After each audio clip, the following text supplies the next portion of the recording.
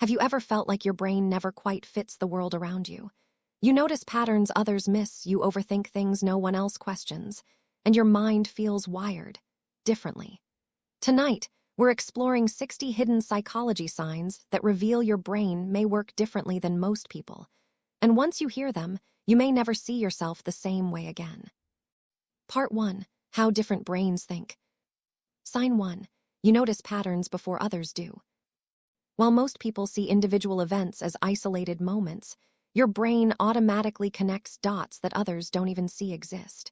You're the person who predicts how a conversation will end before it's halfway through, who notices when someone's behavior changes slightly, or who can sense when something feels off in a room even though nothing obvious has happened. This isn't psychic ability, it's pattern recognition on overdrive. Your brain is constantly scanning for connections, similarities, and recurring themes. When everyone else sees randomness, you see structure. When others see coincidence, you see cause and effect. This happens because certain brain types, particularly those associated with high systematic thinking or neurodivergent patterns, process information by looking for relationships between data points rather than accepting information at face value. It's exhausting sometimes, isn't it? Because once you see the pattern, you can't unsee it. You're watching a movie and you've already figured out the plot twist. You're meeting someone new and you've already mapped their personality type. Your coworkers are surprised by a policy change that you saw coming months ago. This heightened pattern recognition often leads to others calling you intuitive or perceptive. But you know it's not magic. It's just how your brain naturally organizes information. The challenge is that you're often several steps ahead of everyone else, and by the time others catch up to what you noticed, you're already bored and onto the next pattern. Sign 2. Your thoughts jump between unrelated ideas. You're in the middle of a conversation about weekend plans when suddenly your brain serves you a random memory from 8 years ago, then bounces to a scientific concept you read about, then lands on wondering why traffic lights are those specific colors. People call it scattered or unfocused, but that's not quite right. Your brain isn't disorganized, it's hyperconnected. While most brains follow linear pathways from thought A to thought B to thought C, yours takes shortcuts through a complex web of associations. A smell triggers a memory, which connects to an emotion, which links to a completely different situation, all in microseconds. This is actually a feature of what psychologists call divergent thinking, the ability to generate multiple solutions or ideas from a single starting point. It's the opposite of convergent thinking, where you narrow down to one answer. Your thought process resembles a spider web more than a straight line. Each idea has thousands of threads connecting it to other ideas, and your brain loves to travel those threads. This makes you excellent at creative problem solving, seeing unexpected connections, and coming up with innovative ideas. But it also means you can start talking about one topic and end up somewhere completely different without realizing you lost everyone else 3 tangents ago. In meetings, you might suggest solutions that seem to come out of nowhere, but in your mind, you took a perfectly logical journey to get there. It's just that the journey happened at the speed of thought and crossed through 12 different concepts. This kind of thinking is exhausting to explain and sometimes exhausting to experience, but it's also where true innovation lives. Sign 3. Silence feels productive, not awkward. For most people, silence in social situations creates discomfort, a void that needs to be filled with small talk, nervous laughter, or any sound at all. But for you, silence is where the magic happens. When others see emptiness, you see possibility. Silent moments aren't gaps in conversation. They're spaces where thoughts crystallize, where you process what's been said, where ideas form without the interference of constant noise. You've probably noticed that after intense conversations, you need silence to integrate what you learned.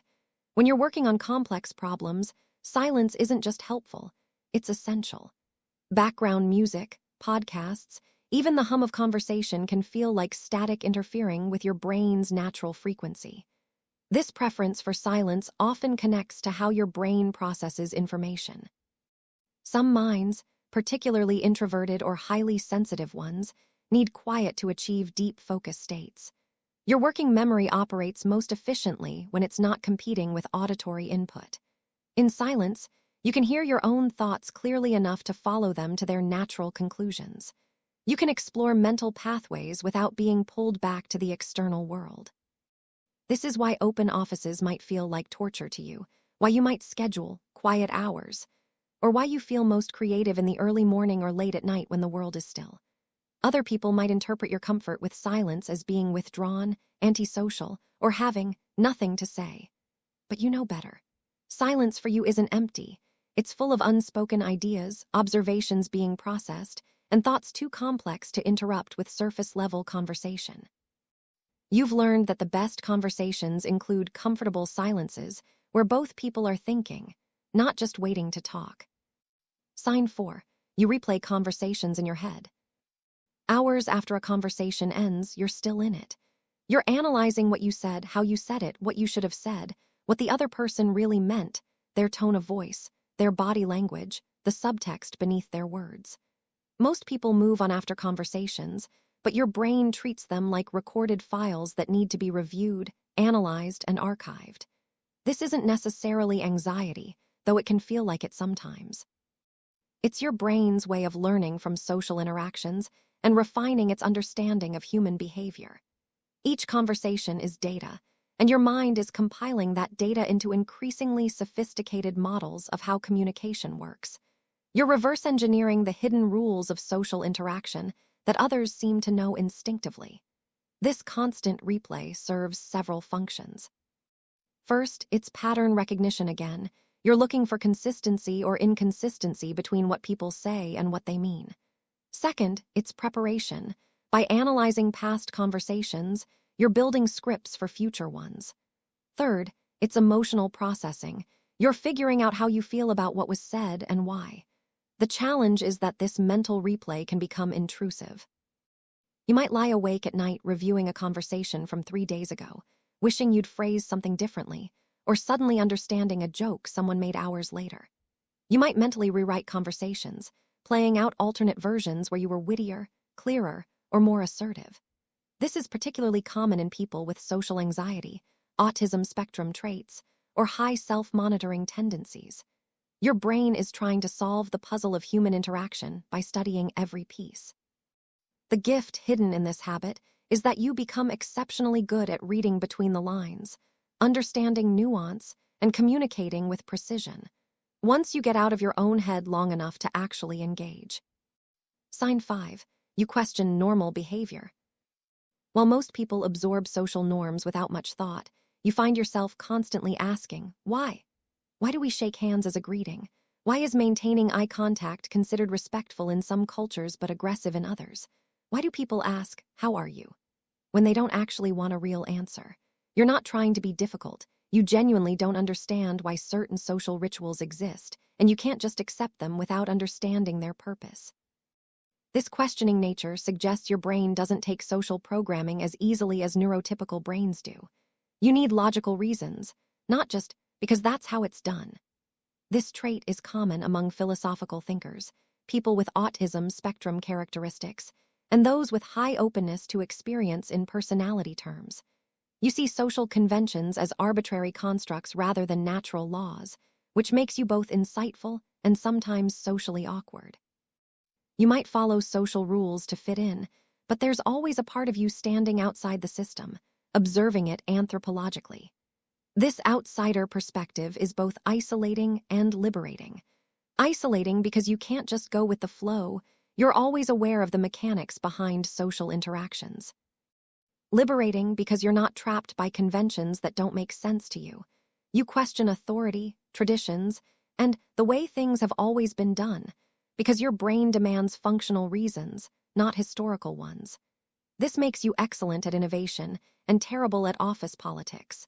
You challenge assumptions that others don't even recognize as assumptions. You see the absurdity in rituals others find comforting. And while this can make you feel alien sometimes, it also means you're less likely to follow harmful norms just because everyone else does. Sign 6. You enjoy complexity over simplicity. Most people prefer simple explanations, straightforward answers, and clear-cut solutions. You're the opposite. You're drawn to nuance, complications, layers of meaning, and intricate systems. When someone offers you a simple answer, your immediate thought is yes, but, because you can already see the exceptions, the edge cases, the contexts where that simple answer breaks down. You don't enjoy complexity for its own sake. You're drawn to it because you recognize that reality is complex, and oversimplification feels dishonest to you. This preference shows up everywhere in your life. You might prefer books with unreliable narrators and ambiguous endings over straightforward stories. You're fascinated by moral dilemmas with no clear right answer. You enjoy strategy games with multiple variables and long-term consequences. Simple games bore you quickly. There's not enough depth to keep your mind engaged. In conversations, you're the person who says it's complicated because you see all the factors others are ignoring. This complexity-seeking behavior is associated with certain cognitive styles, particularly those high in need for cognition, the tendency to engage in and enjoy effortful thinking. Your brain doesn't want predigested answers. It wants raw data to process itself. You'd rather understand the complex truth than accept a simple lie. This makes you excellent at fields requiring systems thinking, programming, engineering, philosophy, research, where appreciating complexity is an advantage. But it can also make communication difficult because you struggle to dumb things down without feeling like you're spreading misinformation. You see interconnections others miss, which means you understand problems more thoroughly, but also take longer to explain your thinking. In a world that values elevator pitches and sound bites, your need for nuance can feel like a handicap, but it's actually a sophisticated form of thinking that refuses to sacrifice accuracy for convenience. Sign 7. Your mind is most active at night. While the world sleeps, your brain wakes up. Ideas that felt foggy during the day become crystal clear at midnight. Problems you couldn't solve at your desk suddenly have obvious solutions at 2 a.m. You've probably spent countless nights telling yourself you'll go to sleep soon, only to realize hours later that you've been deep in thought, completely losing track of time. This isn't just a preference, it's how your brain's chronobiology works. Your circadian rhythm, the internal clock that regulates sleep-wake cycles, might be naturally shifted later than the conventional 9-to-5 world accommodates. You're what chronobiologists call an evening chronotype or night owl. Your cortisol levels, which regulate alertness, peak later in the day. Your melatonin production, which induces sleep, starts later at night. This isn't laziness or poor habits, it's biology. Research shows that evening chronotypes often score higher on measures of creativity, intelligence, and unconventional thinking. There's something about the nighttime, the quiet, the darkness, the absence of social demands, that allows certain minds to operate at their best. Without daytime distractions, your thoughts can follow their natural rhythm. Without the pressure to be on, socially, your authentic thinking patterns emerge. The loneliness of night becomes the solitude necessary for deep work. Your best insights come when everyone else is asleep, because that's when your brain is finally in its optimal state. The tragedy is that society is built for morning people, treating your natural rhythm as a defect to be corrected rather than a legitimate variation in human neurobiology. You've probably spent years being told to just go to bed earlier by people who don't understand that you're not choosing to be awake. Your brain is choosing for you. Sign 8. You feel overstimulated easily. Normal environments that others find comfortable can feel overwhelming to you. A busy restaurant isn't just crowded, it's a cacophony of conversations, clinking dishes, overlapping music, and fluorescent lights that makes your nervous system scream for escape. Shopping malls aren't just stores, they're sensory assaults of competing sounds, bright displays, artificial smells, and too many people moving in too many directions. What others call vibrant or energetic, you experience as too much. This heightened sensitivity suggests your nervous system processes sensory information differently, often more intensely, than the average person.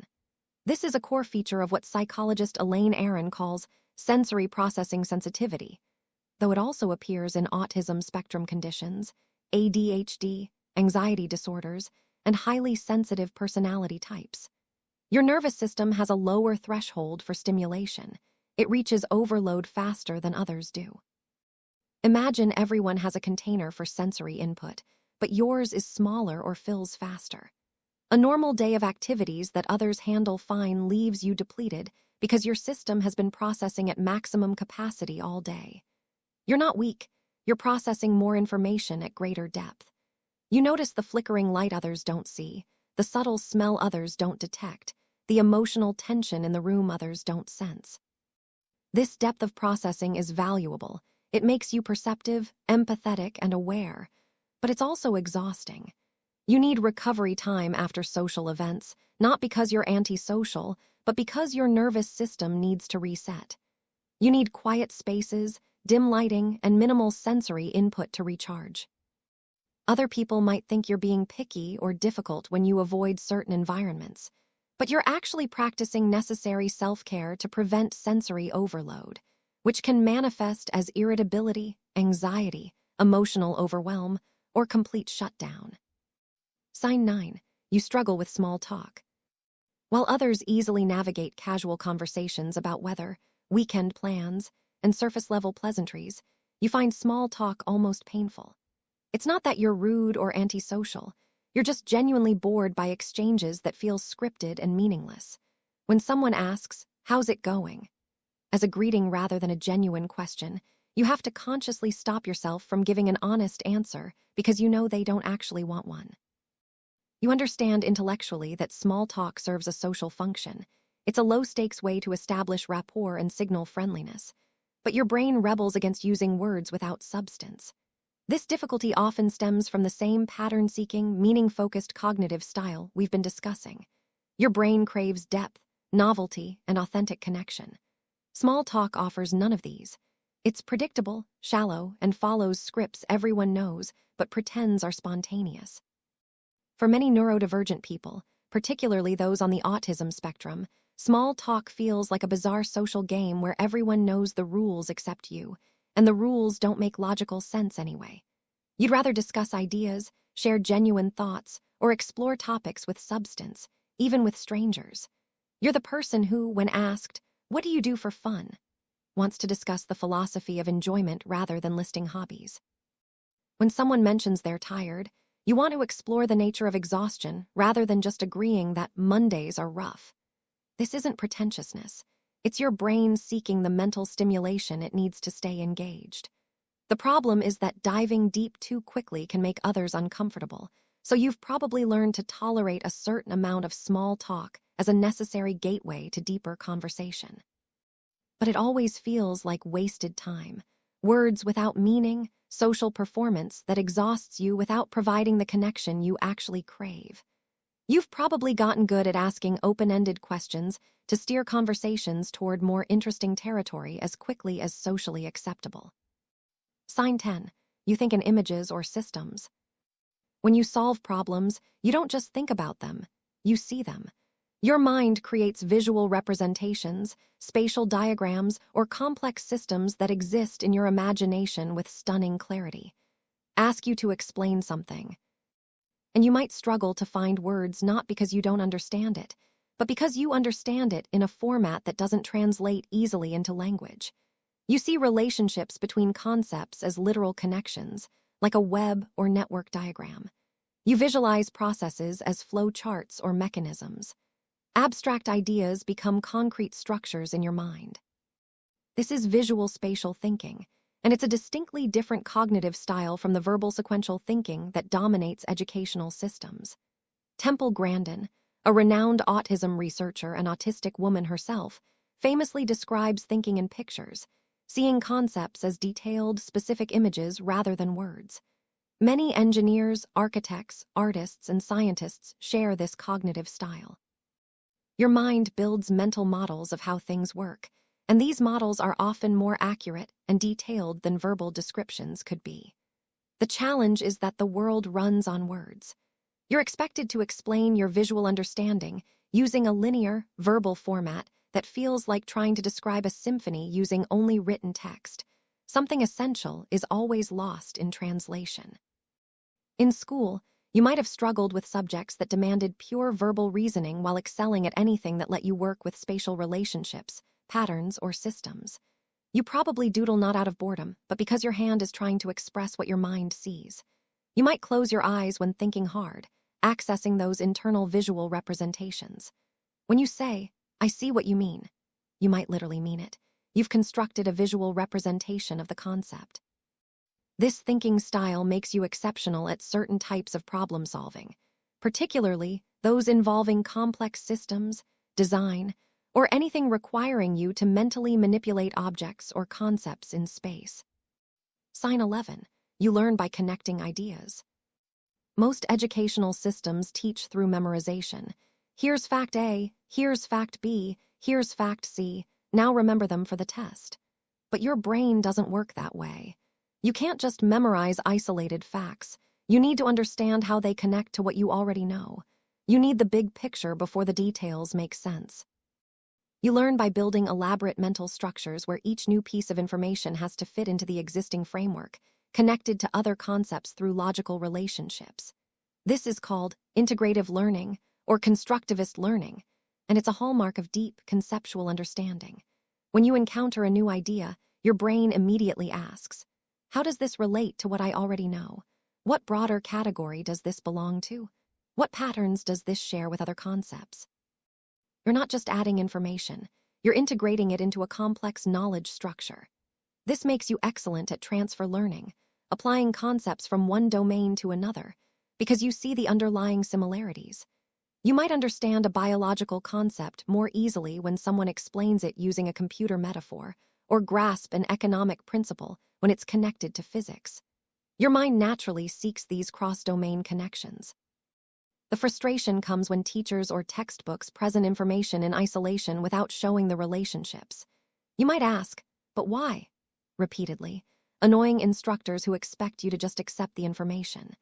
You need the context, the connections, the framework before you can properly encode the details. Once you have that framework, though, you learn rapidly and deeply because every new piece of information slots into its proper place in your mental architecture. This is why you might struggle with rote memorization, but excel at understanding complex systems. Your brain is built for interconnection, not isolation. Sign 12. You feel bored by repetition. Routine tasks that others find comforting make you feel like you're dying slowly. Doing the same thing the same way repeatedly feels like mental suffocation. You need novelty, variation, new challenges to keep your brain engaged. Once you've mastered something, you lose interest and need to move on to the next puzzle. This isn't ADHD necessarily, though there's overlap. It's a brain that prioritizes learning and problem-solving over efficiency and consistency. Your mind is reward-sensitive to novelty and mastery, but once something becomes predictable, those rewards disappear, and you're left with the mechanical execution of a task your brain now considers solved. This shows up in how you approach work, hobbies, and even relationships. You might excel in the learning phase of a new job, then struggle once it becomes routine. You pick up hobbies intensely, become quite skilled quickly, then abandon them for something new. You love the beginning of projects but struggle with the tedious middle phase. This isn't lack of commitment, it's that your brain's reward system is wired to value growth and discovery over repetition and maintenance. In neurological terms, novelty triggers dopamine release, activating reward and motivation circuits. Once something becomes predictable, that dopamine boost diminishes, and so does your motivation. People with this trait often score high in openness to experience and need for cognition, both personality dimensions associated with intelligence and creativity. The challenge is that success in most areas requires sustained effort through boring phases, so you have to consciously push through periods where your brain isn't naturally rewarded by the work. You've probably developed strategies, gamifying routine tasks, creating artificial novelty, or using the interesting projects as rewards for completing boring ones. But there's always a part of you that resents having to do the same thing twice, as if your brain is saying, "We already solved this problem. Why are we still here?" Sign 13. You notice tiny details. You spot the typo in the presentation that 3 other people missed. You notice when someone gets a haircut even if the change is subtle. You see the continuity error in the movie, the mismatched pattern on the wallpaper, the fact that the clock was showing different times between scenes. You're aware of details in your environment that others simply don't register, not because they're unobservant, but because your perceptual system operates at a different resolution. This high perceptual sensitivity connects to how your brain allocates attention. Most people's attention systems use what's called coarse filtering. They process the gist of a scene and filter out details deemed irrelevant. Your attention system uses fine filtering. You process more details before determining relevance, which means you're aware of information others' brains automatically discard. This is common in autism spectrum conditions, where detailed focused perception is a core cognitive style, but also appears in personality traits like conscientiousness and in various professional skills like editing, design, or quality control. This attention to detail is a superpower in the right contexts. You catch errors, notice inconsistencies, and see solutions hidden in small observations others overlook. But it can also be overwhelming because you're constantly processing more information than necessary. You might struggle to summarize because every detail seems important. You might have difficulty making decisions quickly because you notice so many relevant factors. You might feel exhausted in busy environments because your brain is tracking dozens of details simultaneously while others process just the broad strokes. People might accuse you of overthinking or being picky, but you're not deliberately focusing on minutiae. Your perceptual system simply operates at higher resolution, and once you've seen the detail, you can't unfocus and pretend it isn't there. Sign 14. Your curiosity never turns off. You're the person who falls down research rabbit holes at 3 a.m., who can't just accept an answer without investigating further, who asks, but why? Even when everyone else is satisfied with the explanation. Your curiosity isn't casual interest, it's a driving force that won't be silenced. When you encounter something you don't understand, it bothers you until you figure it out. You need to know how things work, why people behave as they do, what causes what. This intense, persistent curiosity is a marker of high openness and what psychologists call epistemic curiosity, the desire for knowledge for its own sake. For you, learning isn't a means to an end. Understanding is intrinsically rewarding. Your brain releases dopamine not when you get external rewards, but when you gain new insights. This makes you a natural autodidact. You educate yourself out of genuine interest, not obligation.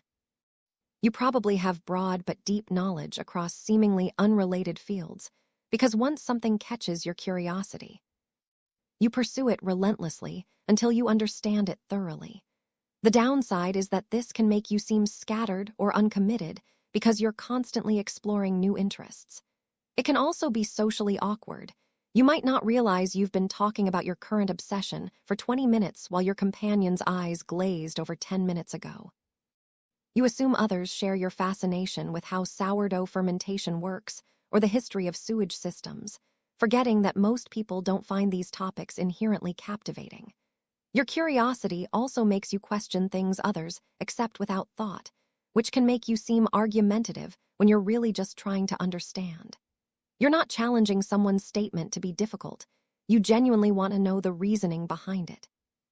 This intellectual hunger is exhausting sometimes because your mind never stops wondering, questioning, investigating. But it's also what drives innovation, discovery, and deep understanding. Sign 15. You enjoy deep topics unexpectedly. You're at a party where everyone's making light conversation, and somehow you end up in the corner having an intense discussion about mortality, consciousness, or the nature of reality with someone you just met. Or you're running errands when a casual comment from a stranger sparks a surprisingly profound exchange about meaning, purpose, or human nature. You don't plan these conversations. They emerge naturally because your mind gravitates toward depth, even in supposedly casual contexts. While others are content with surface-level interaction, you're always looking for the doorway to something more substantial. This tendency reveals a mind that finds meaning more engaging than content, that values authentic exchange over social performance. You're not being pretentious by steering conversations toward serious topics. Your brain simply isn't satisfied with the shallow end of the pool. Discussing existential questions or philosophical concepts with relative strangers might seem socially inappropriate to some, but you've found that many people are actually hungry for these conversations and grateful when someone opens that door. The scripted small talk everyone engages in is often a compromise, not a preference. When given permission to go deeper, many people reveal they've been thinking about these same questions alone. Your willingness to venture into meaningful territory creates spaces where others feel safe to think out loud about topics they normally keep private. The gift you have is making depth feel natural and accessible rather than pretentious or intimidating. You can discuss profound topics without being heavy-handed because, to you, these aren't special topics requiring special treatment. They're simply interesting areas worth exploring. The challenge is calibrating to your audience, recognizing when someone genuinely doesn't want depth versus when they're just not used to having permission to go there. You've probably learned to test the waters before diving fully into philosophical or existential territory. But there's always a part of you hopping for that surprising moment when casual conversation transforms into genuine human connection through shared exploration of difficult questions. Sign 16. You feel misunderstood often. There's a persistent sense that people don't quite get you, not because you're deliberately obscure, but because your natural way of thinking and communicating seems to miss the frequency others operate on. You explain something that makes perfect sense in your mind, and people look confused. You think you're being clear, but others need you to rephrase multiple times. You share what feels like an obvious connection between ideas, and people don't see the relationship. It's not that you're smarter or others are dense. It's that your cognitive style is different enough that translation is constantly required, and sometimes that translation fails. This chronic feeling of being misunderstood often comes from having a mind that works differently from the neurotypical majority. Your associative leaps are faster, your connections more abstract, your frameworks more complex. What's obvious to you isn't obvious to others because they didn't take the same mental journey. You're explaining the conclusion without realizing you've skipped 12 steps that were clear in your mind, but invisible to your audience. Or you're using words precisely according to their technical definitions, while others are using them colloquially. Or you're thinking in systems and metaphors while trying to communicate with people thinking in linear narratives. Over time, this creates a painful isolation, a sense that you're always having to translate yourself, that your authentic thinking has to be filtered and simplified to be accessible, that the real you remains unseen because expressing it accurately would require others to learn your cognitive language. You might have stopped trying to fully explain yourself, settling for abbreviated versions that are technically correct, but missing the depth and nuance of your actual understanding. You've learned to say, "Never mind, it's not important," when you realize the effort to explain outweighs the benefit of being understood on that particular point. This is lonely in a specific way, surrounded by people, but rarely feeling fully known. Sign 17. You think about thinking. You don't just think, you watch yourself think. You're aware of your mental processes as they happen, noticing how your mind forms thoughts, makes connections, solves problems. You think about how you think, which is called metacognition, and this self-reflective awareness is more developed in you than in most people. When you solve a problem, you can often describe your reasoning process in detail because you were observing it as it occurred. When you're confused, you can identify exactly what kind of confusion it is, whether you're missing a piece of information, holding contradictory ideas, or using the wrong framework. This high metacognitive awareness is associated with intelligence, effective learning, and what psychologists call executive function, the mental processes that govern other mental processes. You're essentially the manager of your own mind, capable of stepping back and evaluating your own thinking patterns. This meta-level awareness shows up in how you approach problems. You don't just try solutions.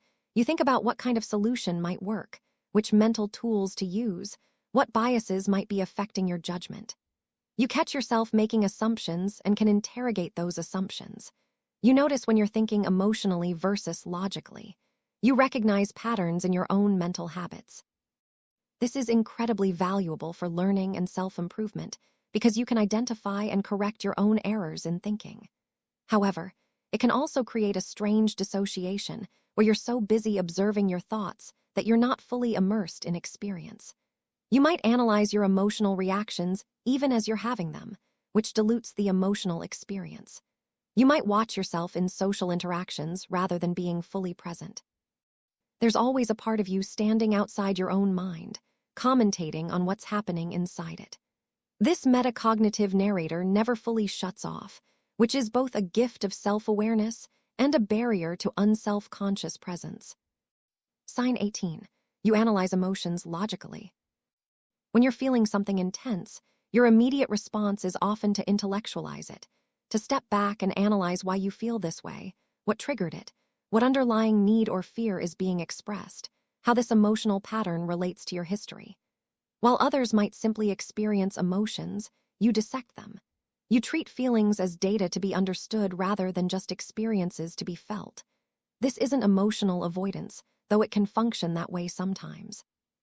It's a cognitive style that approaches everything, including internal experience, through analysis and pattern recognition. You might explain your sadness in terms of neurotransmitters and evolutionary psychology, even as you're crying. You might recognize your anger as a secondary emotion masking fear or hurt, which makes it hard to fully feel the anger because you've already intellectually moved past it to the underlying cause. This analytical approach to emotion is common in highly logical thinkers, people with alexithymia traits, and those who learned early that emotions were something to be managed rather than expressed. The advantage is that you have exceptional emotional insight. You understand the mechanics of emotions, can identify patterns in your emotional responses, and can often pinpoint exactly why you or others feel certain ways. You're rarely confused by your emotions because you've mapped them like a scientist mapping terrain. The disadvantage is that analysis can become a defense mechanism that prevents you from fully experiencing emotions. By immediately jumping to "why am I feeling this?", you might bypass the actual feeling. You understand your emotions intellectually while keeping them at arm's length experientially. Others might perceive you as cold or detached when you're actually feeling deeply, but processing those feelings through a cognitive filter. The challenge is learning when to analyze and when to just feel, recognizing that emotions don't always need to be understood to be valid, and that sometimes the point is the experience itself, not the explanation of the experience. Sign 19. You feel mentally older than peers. For as long as you can remember, you felt out of sync with people your own age, as if you were thinking about things they wouldn't consider for years. As a child, you might have preferred conversations with adults, found playground politics bewildering, or been called an old soul. As an adult, you might feel like you've already thought through questions your peers are just now asking. This sense of being mentally older isn't arrogance. It's the experience of having a mind that developed certain capacities earlier or differently than standard developmental timelines predict. This often happens with intellectually or emotionally precocious individuals, particularly those who experienced early responsibility, trauma that forced rapid maturity, or simply had brains wired for earlier abstract thinking. You might have been asking philosophical questions as a child that your teachers found unsettling. You might have understood adult concepts earlier than you were supposed to, making you feel isolated from same-age peers who were still firmly in childhood, while your mind was already wrestling with adult complexities. This creates a strange displacement where you're too young for adult spaces, but too mature for age-appropriate ones, never quite fitting into the social category assigned by your chronological age. Challenge is that while your intellectual or emotional development might be advanced, other areas, social skills, life experience, emotional regulation, might develop normally, creating an uneven profile where you're simultaneously mature and still growing. This asynchrony is disorienting. You might make insightful observations about human nature while still struggling with basic social situations. You might understand complex ideas while still learning how to handle disappointment or conflict. Even as an adult, you might feel like you're years ahead of your peer group in some ways while catching up in others, never fully synchronized with the people around you. Sign 20. Your brain prefers depth over speed. While others value quick thinking and rapid responses, your mind works best when given time to go deep. You're not necessarily slow, you're thorough. When asked a question, you need time to consider all angles, check your reasoning, explore implications before responding. When working on a problem, you prefer to understand it fully rather than implement a quick solution. When learning something new, you need to grasp the underlying principles before moving to applications. This depth-first processing style means you often have more complete understanding than people who process faster. But it also means you can be at a disadvantage in environments that reward speed over accuracy. This cognitive style relates to what psychologists call reflective versus impulsive cognitive tempo. You're on the reflective end, preferring to pause and think rather than respond immediately. You have high needs for closure and low tolerance for ambiguity, which means you're uncomfortable settling for surface understanding. You need to think things through thoroughly before you feel confident in your answer or decision. This makes you excellent at careful analysis, at catching errors others miss because they moved too quickly, at developing deep expertise in areas you focus on. But it can also make you appear slow or indecisive when really you're being appropriately cautious, recognizing complexity that others are ignoring in their rush to conclude. In school, you might have struggled with timed tests, not because you didn't know the material, but because your thorough approach didn't fit the time constraints. In meetings, you might formulate the perfect response 2 hours after the discussion ended, once you've had time to process. You're often right in your conclusions, but you arrive there more slowly than others. And in a world that values rapid-fire thinking, your depth can be mistaken for sluggishness, rather than recognized as the careful, thorough cognition it actually is. Part 2. Emotional and social signs. Sign 21. You feel emotions intensely but hide them. Inside, you experience emotions with overwhelming intensity. Joy that feels like it could burst out of your chest, sadness that physically aches, anger that courses through your body like electricity. But on the outside, you've learned to maintain composure. You've become skilled at keeping your emotional intensity hidden because experience has taught you that showing the full depth of what you feel makes others uncomfortable, earns you labels like dramatic or too sensitive, or worse, gets used against you. This pattern of intense internal experience with controlled external expression is exhausting because you're constantly managing two realities, the turbulent inner world and the calm facade. This emotional intensity often connects to trait neuroticism, sensory processing sensitivity, or what's called emotional intensity as a personality dimension. Your nervous system simply registers emotional stimuli more strongly. What others experience as mild irritation, you experience as genuine anger. What others feel as pleasant, you experience as euphoric. Your emotional amplitude is turned up, but you've learned to modulate your expression of those feelings to function in a world that expects emotional restraint. The constant self-regulation is draining. You're using mental energy every moment to monitor your emotional expression, deciding what's safe to show and what needs to be contained. You might cry alone in your car but maintain composure at work. You might feel intense affection for people, but show only socially appropriate levels of warmth. This creates a painful authenticity gap. People know the managed version of you, not the full emotional reality. And while this protective strategy keeps you safe from judgment or manipulation, it also ensures you're rarely fully known, seen, or understood in your emotional truth. Sign 22. You absorb others' moods. You walk into a room and immediately sense the emotional atmosphere, tension from an earlier argument, excitement about upcoming news, sadness someone is trying to hide. And you don't just sense these emotions, you absorb them. Someone else's anxiety becomes your anxiety. Their sadness weighs on you as if it were your own. Their anger agitates you even when you have nothing to be angry about. You're like emotional flypaper, picking up and internalizing the feelings of everyone around you, often without realizing it until you're overwhelmed by emotions that aren't even yours. This is characteristic of high empathy, particularly effective empathy, the capacity to feel what others are feeling. Some researchers frame this in terms of mirror neurons that activate when observing others' emotions, creating a physical resonance with their emotional state.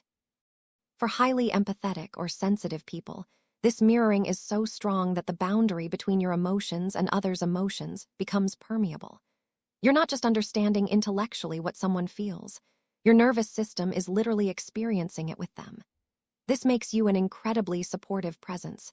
You can provide comfort with genuine understanding because you truly feel with people, not just for them. But it also means you carry emotional weight that isn't yours to carry. After spending time with someone going through difficulty, you're emotionally exhausted as if you went through it yourself. In groups, you might feel pulled in multiple emotional directions by the different states of different people. You might come home from work drained not by the work itself, but by absorbing the stress, frustration, and emotional labor of everyone around you. Learning to distinguish your emotions from others' emotions becomes a necessary skill. Taking time alone to rinse off the emotional residue you've accumulated, building boundaries that let you empathize without being overwhelmed, recognizing when what you're feeling isn't actually about you at all. Sign 23. You need time alone to reset. After social interaction, even enjoyable interaction, you need solitude not as a preference but as a necessity. Without it, you become irritable, overwhelmed, unable to think clearly. Time alone isn't loneliness for you, it's restoration. It's how you process everything you've experienced, how you return to your baseline, how you remember who you are outside of social performance. This need for alone time is fundamental to introverted nervous systems, which are more easily overstimulated by external engagement and need quiet to recharge. Contrary to popular belief, introversion isn't about disliking people, it's about how your energy system works. Social interaction, no matter how pleasant, depletes your battery. Solitude recharges it. Without adequate alone time, you experience genuine distress, difficulty concentrating, emotional fragility, sensory overload, desperate need to escape. You might love the people you're with while simultaneously needing them to leave so you can recover. This confuses others who interpret your need for space as rejection when it's actually self-care. They don't understand that you need time alone the way they need social connection, as a non-negotiable component of well-being. You've probably had to defend your need for solitude against people who insist you're being antisocial or who take your absence personally. You've learned to plan your energy expenditure, knowing that a day of social activity will require a day of recovery. You might turn down invitations not because you don't want to go, but because you don't have enough solitude reserves to spend. And you've likely experienced the frustration of people interrupting your alone time with, "You've been alone long enough," when your system is screaming that you haven't had nearly enough. Sign 24. Crowds drain you quickly. Concert venues, busy shopping centers, packed restaurants, crowded public transit. These environments don't just tire you. They rapidly deplete you in a way that feels almost physical. The press of bodies, the noise, the constant sensory input, the awareness of dozens or hundreds of people around you creates a specific kind of exhaustion that others don't seem to experience as intensely. After 20 minutes in a crowd, you're already plotting escape routes and counting down until you can leave.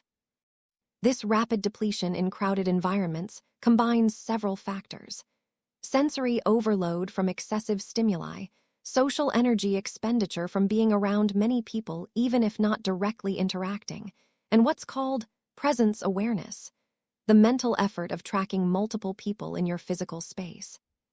For people with high sensory sensitivity or introverted temperaments, crowds are genuinely overwhelming because your nervous system is processing significantly more information than it can comfortably handle.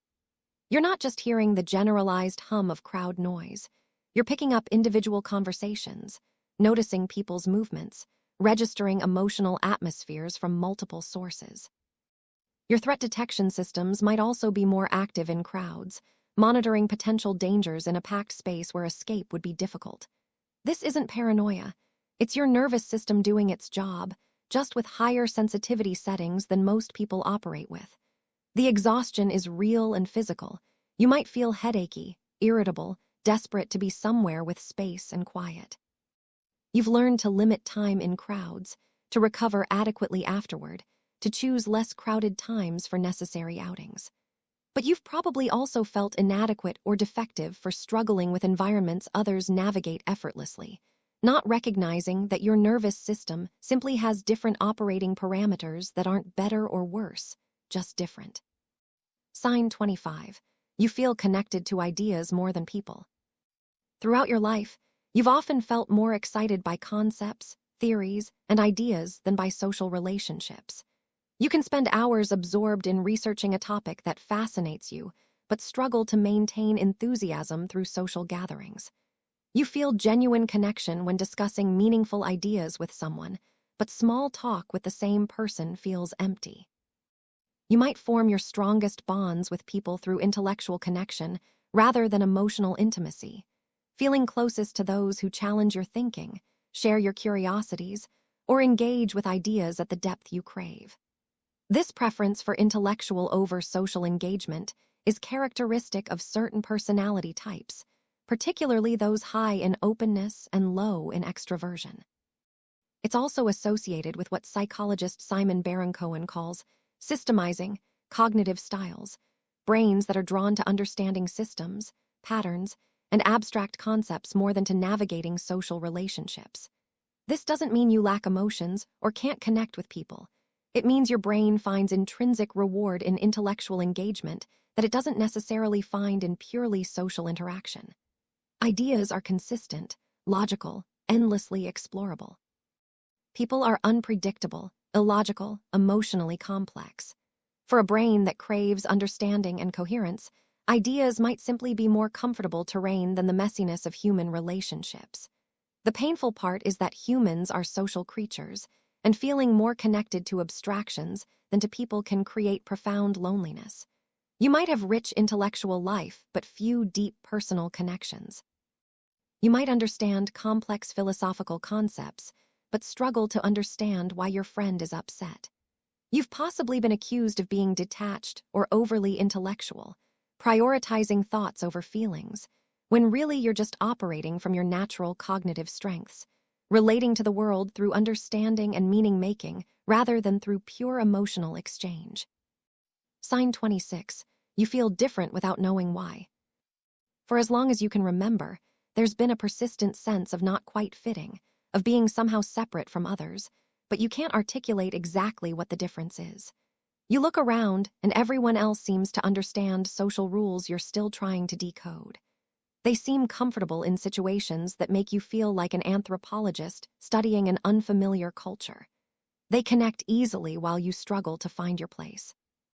This vague but persistent sense of difference is both frustrating and isolating.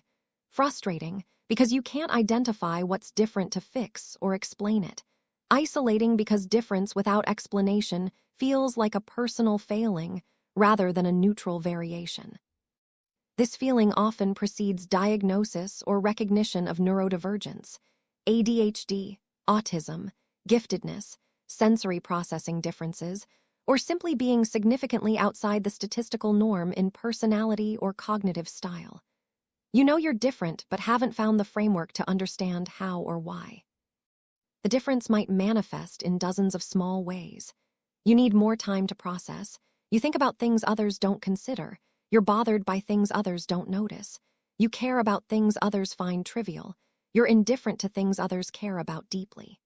None of these differences is severe enough to be obvious, but cumulatively, they create a persistent sense of operating slightly out of sync with everyone around you. The relief often comes when you finally find a framework that explains the difference. A diagnosis, a personality type, a cognitive style. That suddenly makes sense of the vague discomfort you've carried.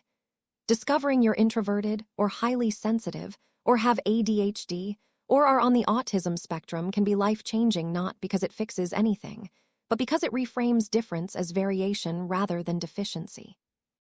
You weren't weird or broken. You were just different in specific, understandable ways that you finally have language to describe. Sign 27. You replay mistakes long after they happen. You said something awkward 3 years ago, and you still think about it.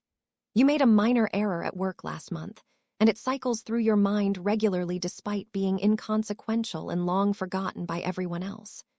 You lie awake mentally reviewing social missteps, professional errors, personal failures, analyzing what you should have done differently, feeling the shame or embarrassment as if it just happened. This pattern of persistent rumination on past mistakes is a feature of high conscientiousness combined with anxiety or perfectionism. Your brain treats errors as problems that need solving, but since you can't change the past, it just keeps circling the same events, trying to understand them fully, prepare for future situations, or somehow retroactively fix what's already done. This rumination serves an evolutionary function. Learning from mistakes is adaptive, but your system is stuck in the learning phase, unable to file the lesson away and move on. The cognitive loop keeps reopening because your brain's error detection system is highly sensitive and your need for self-improvement is strong. You're not just remembering mistakes, you're experiencing them repeatedly, which means you carry a heavy load of unresolved psychological tension from events that are long over. This pattern is exhausting and often disproportionate. You're spending mental energy on minor missteps that genuinely don't matter while letting actual achievements pass without much acknowledgement. The harshness of your internal dialogue about mistakes would probably shock people who know you, because you're much kinder to others than to yourself. The challenge is learning to distinguish between productive reflection that leads to growth and unproductive rumination that just causes suffering without generating new insights. You need strategies to interrupt the loop, cognitive techniques to challenge catastrophic thinking, self-compassion practices to treat yourself as kindly as you treat others, or simply firm mental boundaries that refuse to rehearse the same mistake again after you've extracted whatever lesson it offered. Sign 28. You struggle explaining your thoughts. You understand something clearly in your mind, but when you try to articulate it, the words come out jumbled, incomplete, or just wrong.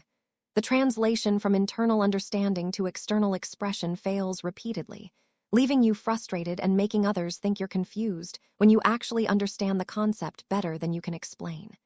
You know what you mean, but language feels inadequate to capture the complexity, nuance, or specific nature of your thoughts. This gap between internal clarity and external expression has multiple possible sources. If you're a visual or systems thinker, you're trying to translate nonverbal understanding into verbal form, which is inherently lossy, like describing a symphony to someone who's never heard music. If you're a fast associative thinker, you're trying to slow down and linearize a thought process that happened as simultaneous connections, having to artificially create a step-by-step explanation for something you grasped all at once. If you process deeply and see multiple layers of meaning, you're trying to choose which layer to present, and the simplified version feels incomplete or misleading. The experience is often one of having too much in your mind to express clearly, too many qualifications, exceptions, nuances, related concepts all trying to be communicated simultaneously. So you stumble, backtrack, rephrase, give up and say, never mind, because the effort to explain has exceeded the value of being understood on that particular point. This creates another dimension of feeling misunderstood, not just that others don't get your ideas, but that you can't even successfully convey them. The ideas remain trapped inside, fully formed but linguistically inaccessible. Over time, you might stop trying to explain certain types of thoughts, keeping them internal, which intensifies the isolation of having a rich inner life that remains mostly incommunicable. Sign 29. You feel empathy deeply. When someone tells you about their pain, you don't just understand intellectually, you feel it physically. Your chest tightens with their sadness. Your stomach knots with their anxiety. Their grief weighs on you like your own. This isn't just concern or sympathy, it's a deep, visceral resonance with others' emotional experiences that can be beautiful and overwhelming. You're capable of profound compassion because you genuinely feel with people, not just for them. This deep empathy makes you an exceptional friend, partner, and support person because your care is authentic and felt, not just performed. However, this same trait makes you vulnerable to emotional overwhelm and compassion fatigue. You can't just hear about suffering, you experience it secondhand. News about tragedy affects you deeply. Stories of injustice hit you physically. Even fictional suffering in movies or books can leave you emotionally shaken. You've probably learned you need to protect yourself by limiting exposure to certain types of content, taking breaks from people going through crisis, or creating boundaries around how much emotional labor you can sustainably provide. This might make you feel guilty. Shouldn't you be able to handle more? Shouldn't you be strong enough to help without becoming overwhelmed yourself? But empathy this deep is actually a limited resource. Just as physical strength has limits, emotional resonance capacity has limits. You're not weak for needing boundaries. You're being realistic about what your particular nervous system can handle. The challenge is honoring your empathetic nature while protecting yourself from secondary trauma or empathic overwhelm. You can care deeply without absorbing everything. You can feel with people while maintaining enough emotional separation to remain functional. The goal isn't to feel less, it's to feel wisely, which means recognizing that preserving your own emotional well-being enables you to show up for others sustainably, rather than burning out from indiscriminate emotional porousness. Sign 30. You question social rules.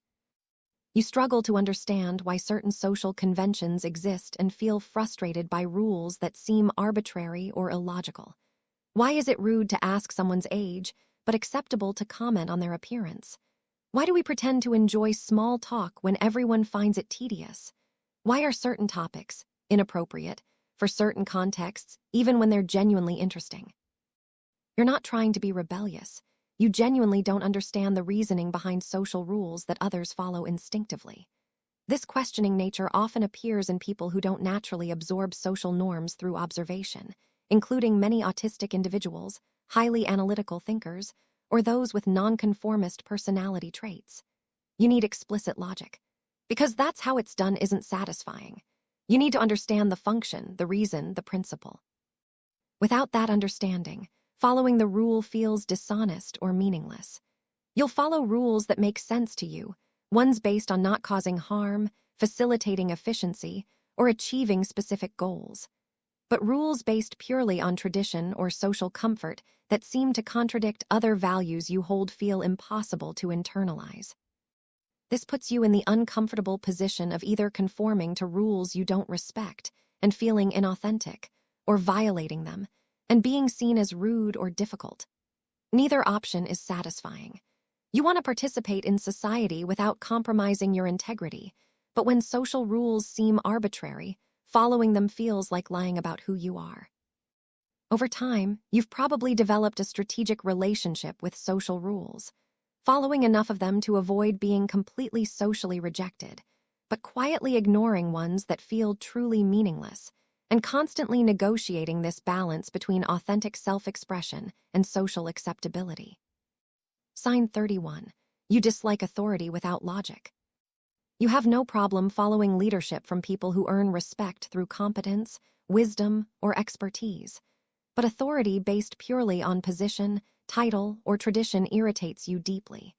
You struggle with, "because I said so," as justification. You question directives that don't make sense even when they come from managers, teachers, or other authority figures. It's not that you're inherently oppositional. You're just logic-driven and need decisions to make sense beyond, "this person has authority, therefore you must comply." This resistance to arbitrary authority is associated with high openness, independence of thought, and sometimes with giftedness or nonconformist personality traits. You have an internal locus of evaluation.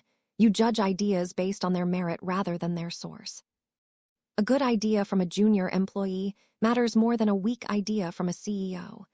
A logical argument from a student might outweigh a tradition upheld by professors. Position doesn't confer rightness in your mind. Reasoning does. This makes you excellent at catching flaws in conventional wisdom and questioning systems that need reform. But it also makes you difficult in hierarchical environments where deference is expected. You've probably been accused of having authority issues, when really you have respecting incompetent authority issues.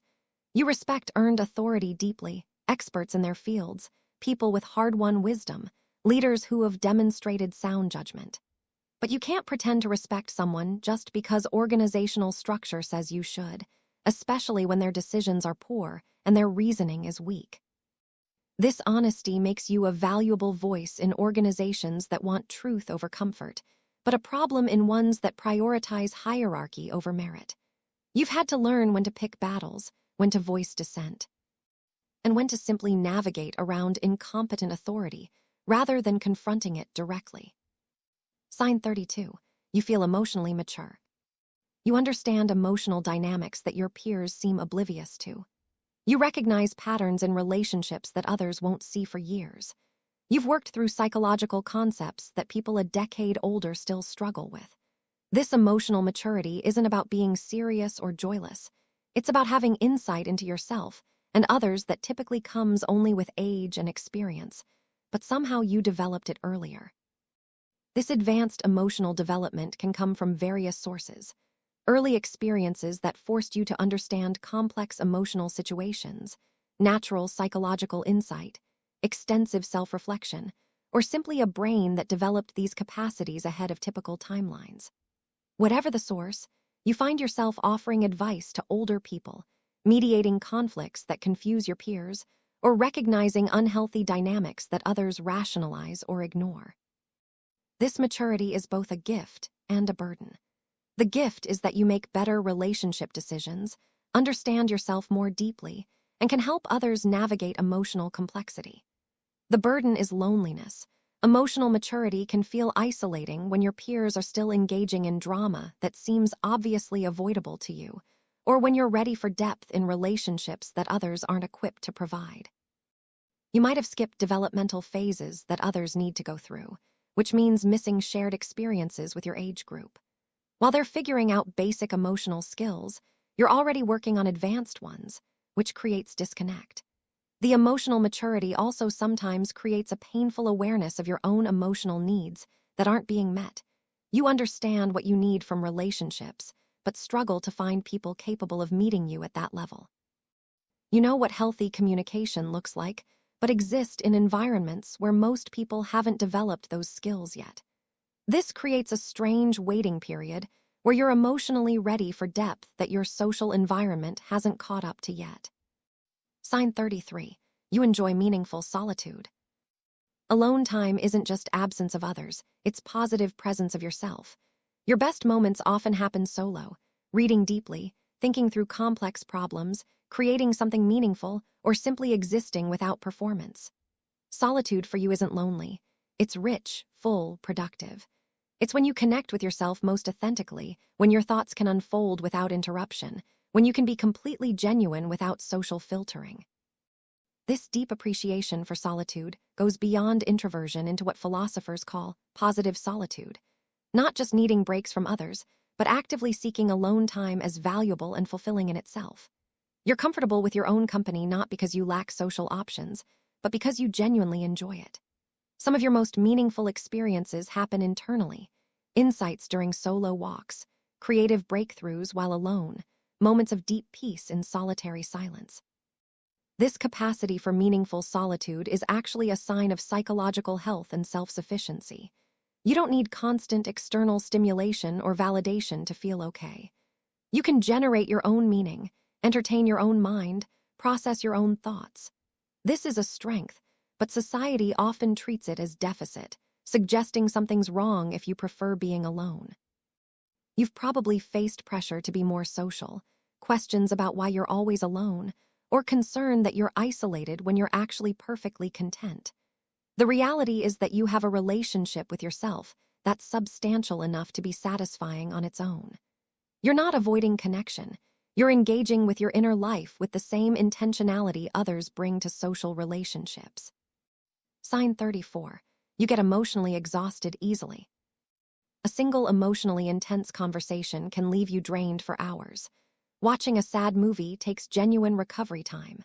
Conflicts, even when resolved, deplete your energy reserves completely.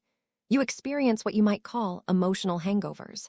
After processing intense feelings, you need rest to recover. This isn't weakness. It's the result of feeling and processing emotions more deeply and completely than others, which naturally requires more energy. Emotional exhaustion in sensitive people works similarly to physical exhaustion. You've expended significant energy even though it was mental, emotional, rather than physical. Your nervous system treats emotional processing as real work, which it is. When you engage with intense emotions, your own or others, you're activating multiple brain systems. Emotion regulation regions working to process feelings appropriately, cognitive systems working to understand and contextualize emotions, and physiological stress responses that accompany intense emotional states.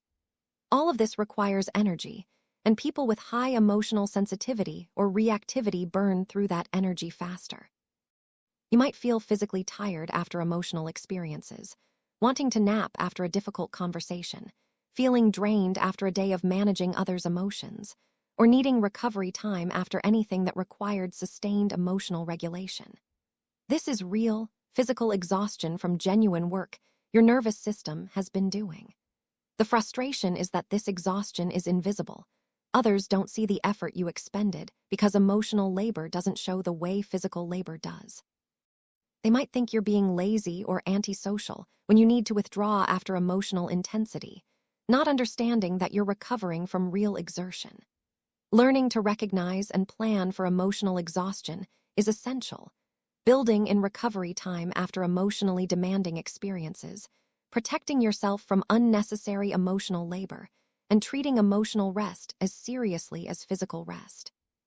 Sign 35. You notice inconsistencies in people. You're acutely aware when someone's words don't match their actions, when their stated values contradict their behavior, when their explanation doesn't align with what actually happened.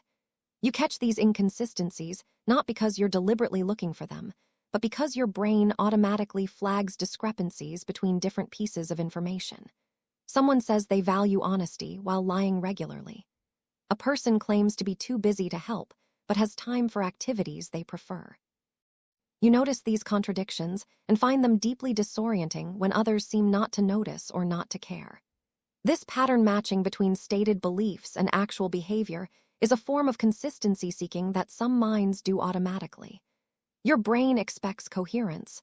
Words should match actions, beliefs should match behavior, explanations should match observable reality. When they don't, your cognitive system treats it as an error that needs attention, like a mathematician spotting a proof that doesn't add up. This makes you good at detecting dishonesty, seeing through social performance, and recognizing when something's off even if you can't immediately articulate what. But it also makes social navigation difficult because you're constantly aware of the gap between who people present themselves as and who they actually are through their actions. Everyone has some level of inconsistency. Humans are complex and sometimes hypocritical. But your high sensitivity to these inconsistencies means you can't easily overlook them the way others do. This can make you seem judgmental or critical when you're really just responding to data your brain is collecting whether you want it to or not. You've probably learned to tolerate some level of inconsistency as inevitable human nature, but major contradictions still bother you because they violate your brain's need for coherent, consistent information about reality and the people in it. Sign 36. You feel awkward being praised.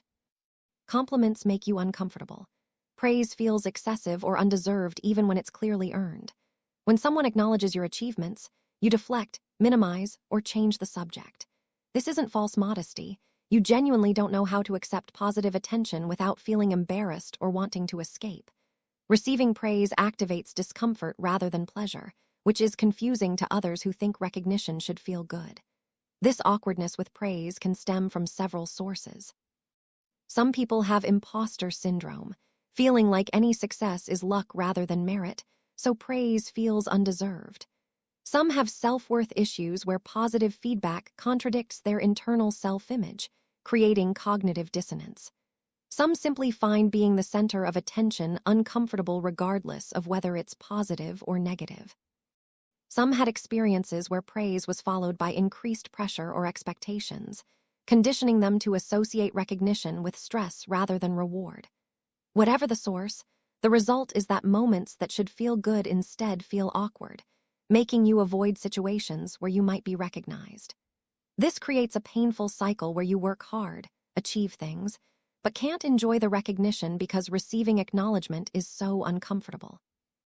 You might downplay your achievements, avoid talking about successes, or attribute them to luck or others' help. This protects you from the discomfort of being praised, but also means you never get to fully own or celebrate your accomplishments. Others might think you're fishing for more compliments when you deflect, or that you don't value their recognition, when really you're just deeply uncomfortable being seen as exceptional. Learning to sit with the discomfort of praise, to simply say, "Thank you," without deflecting, to accept that others see value in you even when you struggle to see it yourself. These become necessary skills for allowing yourself to be recognized for who you actually are and what you've actually achieved. Sign 37. You prefer honesty over comfort. You'd rather hear a difficult truth than a comfortable lie. When asking for feedback, you genuinely want honest assessment, not reassurance. In conflicts, you prefer direct confrontation of issues over polite avoidance. This preference isn't about being harsh or insensitive, it's about valuing accuracy and authenticity over social smoothness. A comforting falsehood feels worse to you than a painful truth, because at least truth gives you solid ground to stand on, even if that ground is uncomfortable. This truth orientation often frustrates people who use social nicety as a form of kindness. They think they're being considerate by softening feedback or avoiding difficult topics, while you experience this as dishonest and infantilizing. You don't need protection from reality. You need information you can trust to make decisions. When people sugarcoat or dodge, you lose faith in their input because you can't tell what's real assessment versus social performance. This creates tension in relationships where others think they're being nice, but you feel like you're being lied to. The challenge is that your preference for direct honesty isn't universal. Many people genuinely need gentler delivery of difficult information, and your bluntness can be hurtful even when you're trying to be helpful. You've probably had to learn to modulate your honesty, to wrap truths in sufficient kindness that others can receive them, to ask permission before offering unvarnished opinions. But you never lose your fundamental orientation toward truth. You'd rather deal with reality as it is than live in a comfortable fiction. And you assume others would too, even when evidence suggests many people actually prefer the comfort of useful illusions to the discomfort of inconvenient truths. Sign 38. You feel responsible for others' emotions. When someone is upset, you feel like it's your job to fix it. If a friend is sad, you carry guilt as if you should have prevented it. In conflicts, you take on emotional responsibility for both sides, trying to manage everyone's feelings, including those of people who hurt you. This excessive emotional responsibility doesn't come from arrogance. It comes from hyperactive empathy combined with blurred emotional boundaries. You feel others' emotions so strongly that they become your problem to solve. And when you can't solve them, you feel like you've failed in some fundamental way. This pattern often develops from early experiences where you had to manage others' emotions for your own safety or well-being. Perhaps an emotionally volatile parent, an anxious caregiver, or an environment where others' moods had significant consequences for you. You learn to be hypervigilant about emotional states and to see managing them as your responsibility. Even in adulthood, even when logically you know others' emotions are their own responsibility, you can't shake the automatic feeling that you should be able to fix, prevent, or soothe others' distress. This creates exhaustion because you're constantly doing emotional labor for everyone around you. You're managing your own emotions plus taking responsibility for others, which is simply unsustainable. It also prevents others from developing their own emotional regulation skills. If you're always swooping in to fix, they never learn to handle their own feelings. Learning boundaries around emotional responsibility is essential. You can care about someone's feelings without making them your responsibility. You can offer support without taking ownership of their emotional state. Their sadness, anger, disappointment, or stress is theirs to manage, with your support but not your caretaking.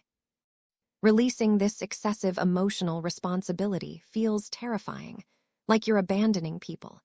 But it's actually the only way to maintain your own well-being while building healthier, more balanced relationships. Sign 39. You feel deeply affected by art or music. A piece of music can move you to tears even when you couldn't explain why. A painting can evoke such intense emotion that you need to sit down. A film scene stays with you for days, its emotional impact lingering like a physical presence. You don't just enjoy art, you experience it viscerally, emotionally, sometimes overwhelmingly. Art hits you harder than it seems to hit others, creating responses that are deeply felt and sometimes difficult to control. This intense aesthetic response relates to both emotional sensitivity and what's called openness to aesthetics as a personality trait. Your nervous system is highly responsive to artistic stimuli, the emotional content of music, the symbolic meaning in visual art, the psychological depth in storytelling. Where others might find something nice or interesting, you're having a full-body emotional experience. This depth of response is a gift. You have access to profound experiences through art that create meaning, catharsis, and connection. Music can provide emotional release or articulation of feelings you don't have words for. Films can help you process experiences through witnessing fictional characters navigate similar challenges. Visual art can capture truths that logic can't express. But this sensitivity also means you need to be careful about what you consume. Disturbing content doesn't just make you uncomfortable, it can be genuinely traumatic. Sad stories don't just make you tearful, they can trigger real grief that lingers. You might need to avoid certain types of art not because you're squeamish, but because you know the emotional cost of engaging with it will be too high. Your deep responsiveness to art means you experience it as real emotion, not just aesthetic appreciation, and that intensity needs to be honored and sometimes protected against. Sign 40. You feel socially out of sync. In group conversations, you're always half a beat off. You think of the perfect response after the moment has passed. Your contributions feel slightly out of rhythm with the conversation's flow. You laugh a second after everyone else because you needed extra processing time to get the joke. It's subtle, but it creates a persistent feeling of not quite fitting the social tempo. You're not slow or unintelligent. You're operating on a slightly different frequency than the conversational rhythm around you, and that tiny asynchrony is enough to make you feel like you're always playing catch-up. This timing issue is common in people who process language or social information more carefully or deeply than average. While others are responding automatically to social cues, you're analyzing, considering implications, checking your interpretation, all of which takes microseconds longer but is enough to miss the natural flow. Fast-paced group conversations are particularly challenging because they don't allow the processing time you need to engage fully. By the time you've formulated a thoughtful response, 3 other topics have already passed.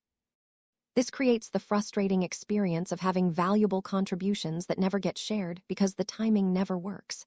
You end up looking quieter or less engaged than you actually are, not because you have nothing to say, but because the conversational pace doesn't accommodate your processing style. One-on-one conversations often work much better because the pace naturally adjusts to both participants, but group dynamics follow the pace of the fastest processors, leaving you struggling to keep up. Over time, you might give up trying to contribute in certain settings, accepting the role of observer rather than participant, even though you're actively engaged internally. This creates another layer of feeling different, not just that you think differently, but that you process and respond at a different speed, making natural social rhythm difficult and leaving you feeling like you're watching the dance rather than participating in it fully. Part 3. Brain, Sleep, and Inner World. Sign 41. Your brain refuses to shut off at night. You lie in bed exhausted, but the moment your head hits the pillow, your mind ignites. Thoughts multiply. Ideas arrive with urgency. Questions demand consideration. Your brain, which was sluggish all day, suddenly becomes hypersalert. You replay conversations, plan tomorrow, solve problems you forgot about, wonder about random facts, spiral through emotional processing you've been postponing. Sleep becomes a battle against your own mind, which has decided that horizontal darkness is the perfect time for maximum cognitive activity. This nighttime mental activation is frustratingly common and has multiple contributing factors. During the day, external stimulation and demands keep your mind externally focused. At night, with those distractions removed, your mind turns inward and encounters all the thoughts you've been postponing. The quiet and lack of input that should facilitate sleep instead creates space for your brain to finally process everything it's been meaning to think about. Additionally, for some people, lying still reduces the physical activity that was helping regulate a naturally overactive nervous system. For others, the transition to sleep triggers anxiety about sleep itself, creating a feedback loop where worrying about not sleeping keeps you awake. The irony is brutal. You're exhausted and desperate to sleep, but your brain treats bedtime as optimal thinking time. You've probably tried everything: meditation, sleep hygiene, medication, supplements, counting backwards, progressive relaxation, with varying and usually limited success because the fundamental issue is that your brain's arousal system doesn't quiet on schedule. Sometimes the only solution is accepting that sleep will come when it comes, reducing the anxiety around it, and using the wakeful time for gentle activities rather than fighting your brain's insistence on being active. The exhaustion is real, the frustration is valid, but the war with your own mind at bedtime is one where surrender sometimes works better than force. Sign 42. You think best when tired counterintuitively. Your clearest insights and best ideas often come when you're exhausted. Late at night, after a long day, when you should be too tired to think effectively. But something about that state of fatigue loosens your mental filters, allows connections you wouldn't normally make, lets creative solutions emerge. Your tired brain is somehow more creative, more insightful, more connected than your alert, caffeinated morning brain. This isn't imagination.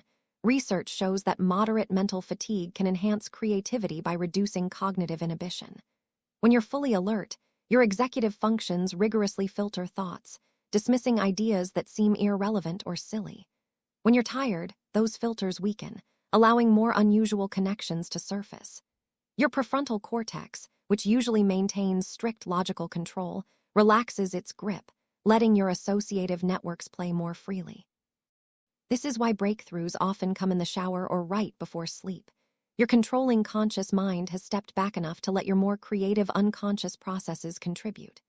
For you, this might mean your best work happens late at night, or your most creative solutions emerge after you've been awake for 16 hours.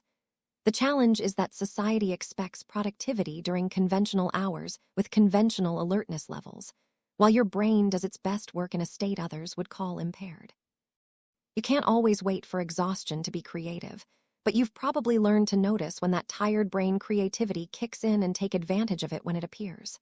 The exhaustion is real, and you need rest, but there's also something valuable in that loosened, less filtered thinking that fatigue provides. Access to parts of your mind that your alert, controlled consciousness normally suppresses.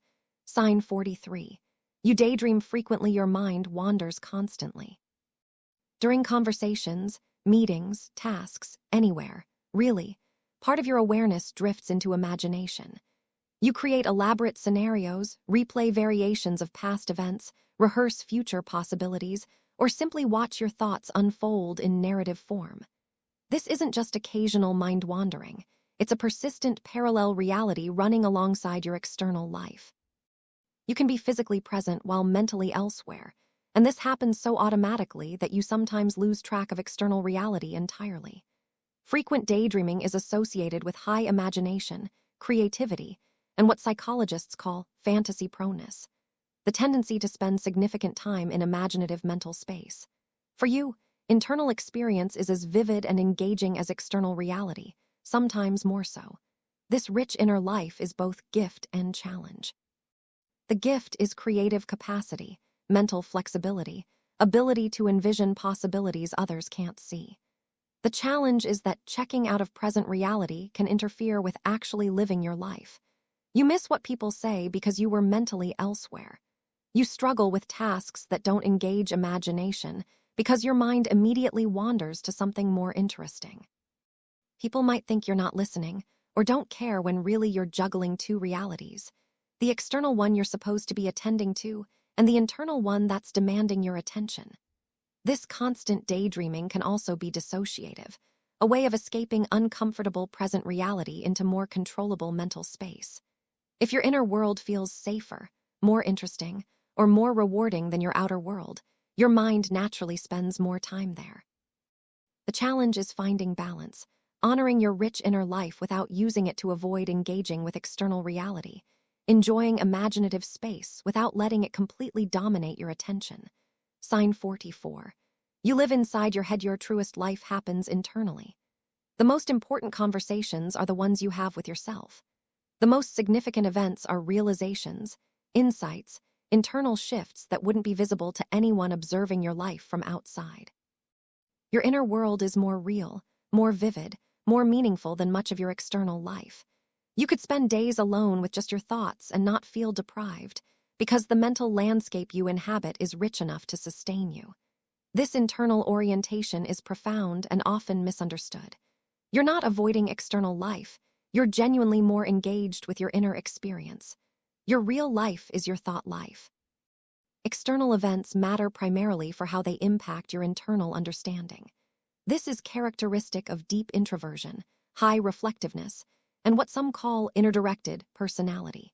Your locus of experience is internal rather than external.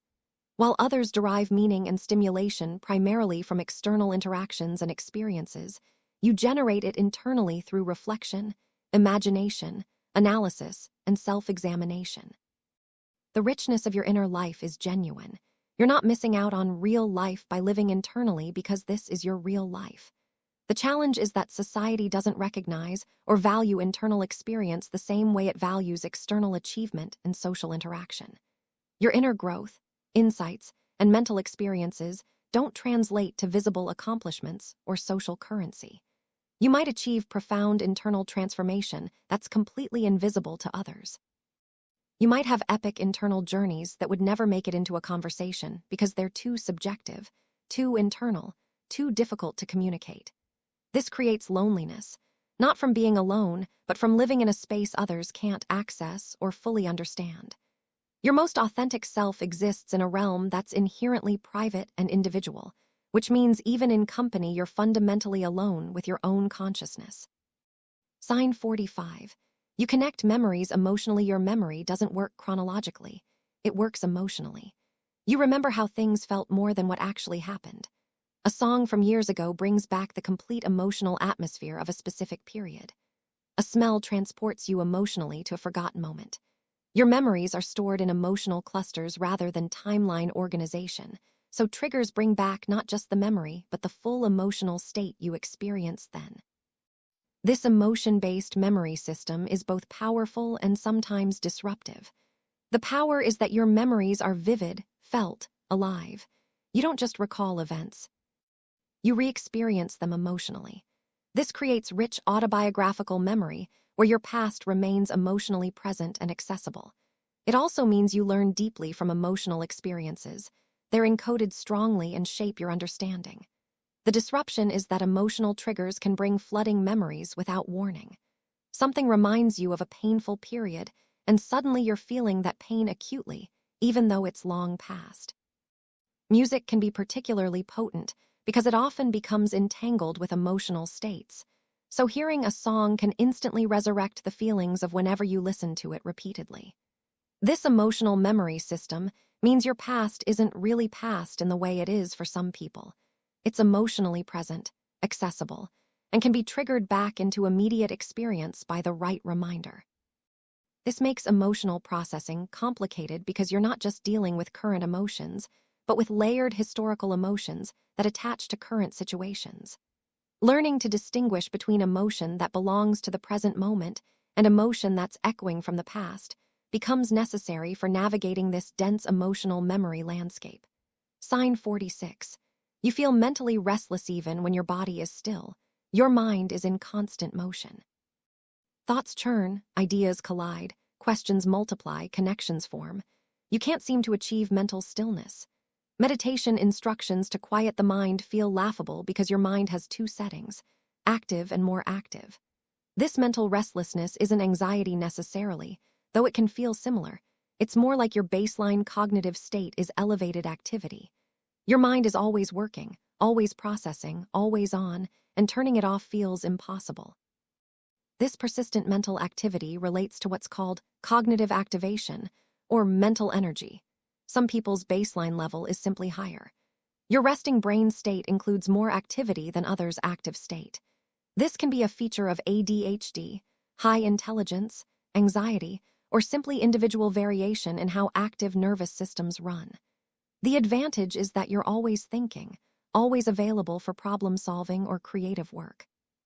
The disadvantage is that you never really rest mentally, never fully relax into quiet contentment. Even enjoyable activities have a background process running, monitoring, analyzing, connecting. This constant mental motion is exhausting in its own way. You can't just be, you're always doing something mentally. Watching a movie isn't just watching, it's analyzing, predicting, comparing. Taking a walk isn't just walking, it's thinking through problems, having internal dialogues, processing emotions. Nothing is ever simple or single-layered because your mind adds complexity automatically. Finding activities that genuinely absorb your attention fully enough to quiet the background restlessness becomes valuable. Flow states, where you're so engaged that the constant mental motion finally focuses on one thing intensely enough that it feels like rest even though it's actually concentration. But those states are rare, and most of life is spent managing the persistent mental activity that defines your internal experience. Sign 47. You struggle with routine predictable schedules feels suffocating. Doing the same things the same way repeatedly makes you feel trapped. You need variation, spontaneity, flexibility, even though you understand intellectually that routine and structure are efficient and helpful. Your brain rebels against repetition, the way some people's skin rebels against certain fabrics. There's a visceral discomfort with sameness that makes maintaining routine genuinely difficult. This struggle with routine connects to that earlier point about needing novelty. But it's also about something deeper, a sense that routines are constricting your life, reducing existence to mechanical repetition, turning you into a machine rather than a conscious being responding authentically to each moment. For creative or highly open individuals, routine can feel like death by predictability. Each repeated day feels like you're losing possibility, settling for patterns rather than living deliberately. The challenge is that functional adult life requires some routine. You need consistent sleep patterns for health, regular work hours for employment, repeated activities for skill development. Fighting routine completely isn't viable, but embracing it feels like surrender. You end up negotiating with yourself, accepting the minimum routine necessary while building in variation wherever possible. You might change your route to work constantly, rearrange your space frequently, or rotate through different approaches to the same task just to prevent the soul death of pure repetition. You understand why routine is valuable, but can't seem to make peace with it emotionally because something in you needs each day to feel alive, chosen, not just another iteration of a pattern you're trapped in. Sign 48. You feel ideas come in waves. Your creativity and insight don't arrive steadily. They come in concentrated bursts. For days or weeks you might feel ordinary, then suddenly you're flooded with ideas, connections, realizations all arriving faster than you can capture them. These periods of intense mental productivity are exhilarating, but also exhausting because your mind is operating at maximum capacity, generating more than you can possibly develop or implement. Then the wave recedes and you're back to baseline, sometimes questioning whether you'll ever have another good idea again. This cyclical pattern of insight is common in creative individuals and appears to relate to brain states and neurotransmitter fluctuations. During high periods, your brain is making associations rapidly, your pattern recognition is heightened, your creative networks are highly active. During low periods, those systems are quieter, consolidating perhaps, or simply resting. Learning to work with this rhythm rather than against it means capturing ideas when they flow without pressure to fully develop them immediately, and trusting during quiet periods that the next wave will come. You can't force the high states, but you can prepare to ride them effectively when they arrive. Having systems to capture ideas quickly, protecting time when you feel that creative surge building, and being gentle with yourself during the inevitable low periods that follow intense creative bursts. The challenge is that conventional productivity doesn't work this way. You're expected to produce steadily, consistently, on schedule, which doesn't align with how your mind actually generates its best work, in concentrated waves separated by quieter integration periods. Learning to work with your natural rhythm while meeting external expectations becomes an ongoing negotiation between honoring your authentic creative process and adapting to a world built for steady, consistent output. Sign 49. You get sudden deep insights. You'll be doing something completely unrelated, washing dishes, driving, falling asleep, when suddenly a complete understanding arrives fully formed. Not gradually worked out but delivered whole. A solution to a problem you've been wrestling with, a realization about a relationship, a connection between disparate ideas that suddenly reorganizes your entire understanding of a topic. These insights arrive with a feeling of clarity and certainty, often preceded by nothing obvious, as if your unconscious mind solved something and only now is reporting the answer to your conscious awareness. This experience of sudden insight, or aha moments, reflects how much processing your brain does outside conscious awareness. Your unconscious mind continues working on problems even when you're not actively thinking about them, making connections in the background, and when it finds something significant, it pushes the completed insight into consciousness. These moments can be profound, genuinely reorganizing your understanding, shifting your perspective, solving previously unsolvable problems. The challenge is that you can't control when they arrive or force them to happen. You can create conditions that make them more likely, giving yourself genuine breaks from conscious problem solving, engaging in non-demanding activities that let your mind wander, getting enough sleep for memory consolidation and creative processing. But the actual moment of insight has to emerge on its own timeline. This can be frustrating when you need answers on a schedule, but it also means you've learned to trust your unconscious processing, that even when you're not consciously working on something, part of your mind is still engaged, still making connections, still working toward understanding that will eventually surface as one of those crystallizing moments of sudden clarity. Sign 50. You think about life's meaning often while others seem content with the day-to-day. You're regularly questioning the larger picture. What's the point? What makes life meaningful? Why do we exist? These aren't occasional philosophical musings, they're persistent questions that shape how you see everything. You can't just live without examining whether the living matters, what makes it worthwhile, whether there's purpose or just existence. This existential preoccupation can feel heavy, but it's also the source of depth and intentionality in how you live. This focus on meaning is characteristic of what existential psychologists call meaning-seeking orientation. Some people live primarily in the immediate. What needs doing today? What feels good now? What's practically necessary? You need the why beneath the what, the meaning that makes actions worthwhile. Without that sense of purpose or significance, activities feel empty even if they're pleasant or successful. This means you can't just go through motions. You need your life to mean something, even if you're not always sure what that something is. The questioning itself is part of how you create meaning, testing actions and choices against some internal standard of significance. The challenge is that existential questions don't have definitive answers, so you're living with perpetual uncertainty about things that feel profoundly important. Best when tired. Conventional wisdom says mental performance degrades with fatigue, but you've noticed the opposite in yourself. Some of your best insights, most creative ideas, and clearest thinking happen when you're tired. Late at night or early morning, in that space where you're not quite fully awake, ideas flow more freely. Problems that seemed intractable during full alertness suddenly have obvious solutions when your conscious mind is tired enough to get out of the way. This counterintuitive pattern suggests that your default mode network, the brain system active during rest and mind wandering, is where your best thinking happens. When you're fully alert, your executive function is actively managing and constraining your thoughts, keeping them organized, focused, conventional. When you're tired, that executive control weakens, and your mind makes more unusual connections, considers ideas it would normally filter out, accesses more creative and associative thinking patterns. Research on creativity supports this. Moderate fatigue can enhance creative problem solving by reducing cognitive inhibition. Your tired brain makes mistakes in logic that sometimes lead to insights, connecting concepts that shouldn't connect, considering solutions that seem too weird, following tangents that you would dismiss as irrelevant.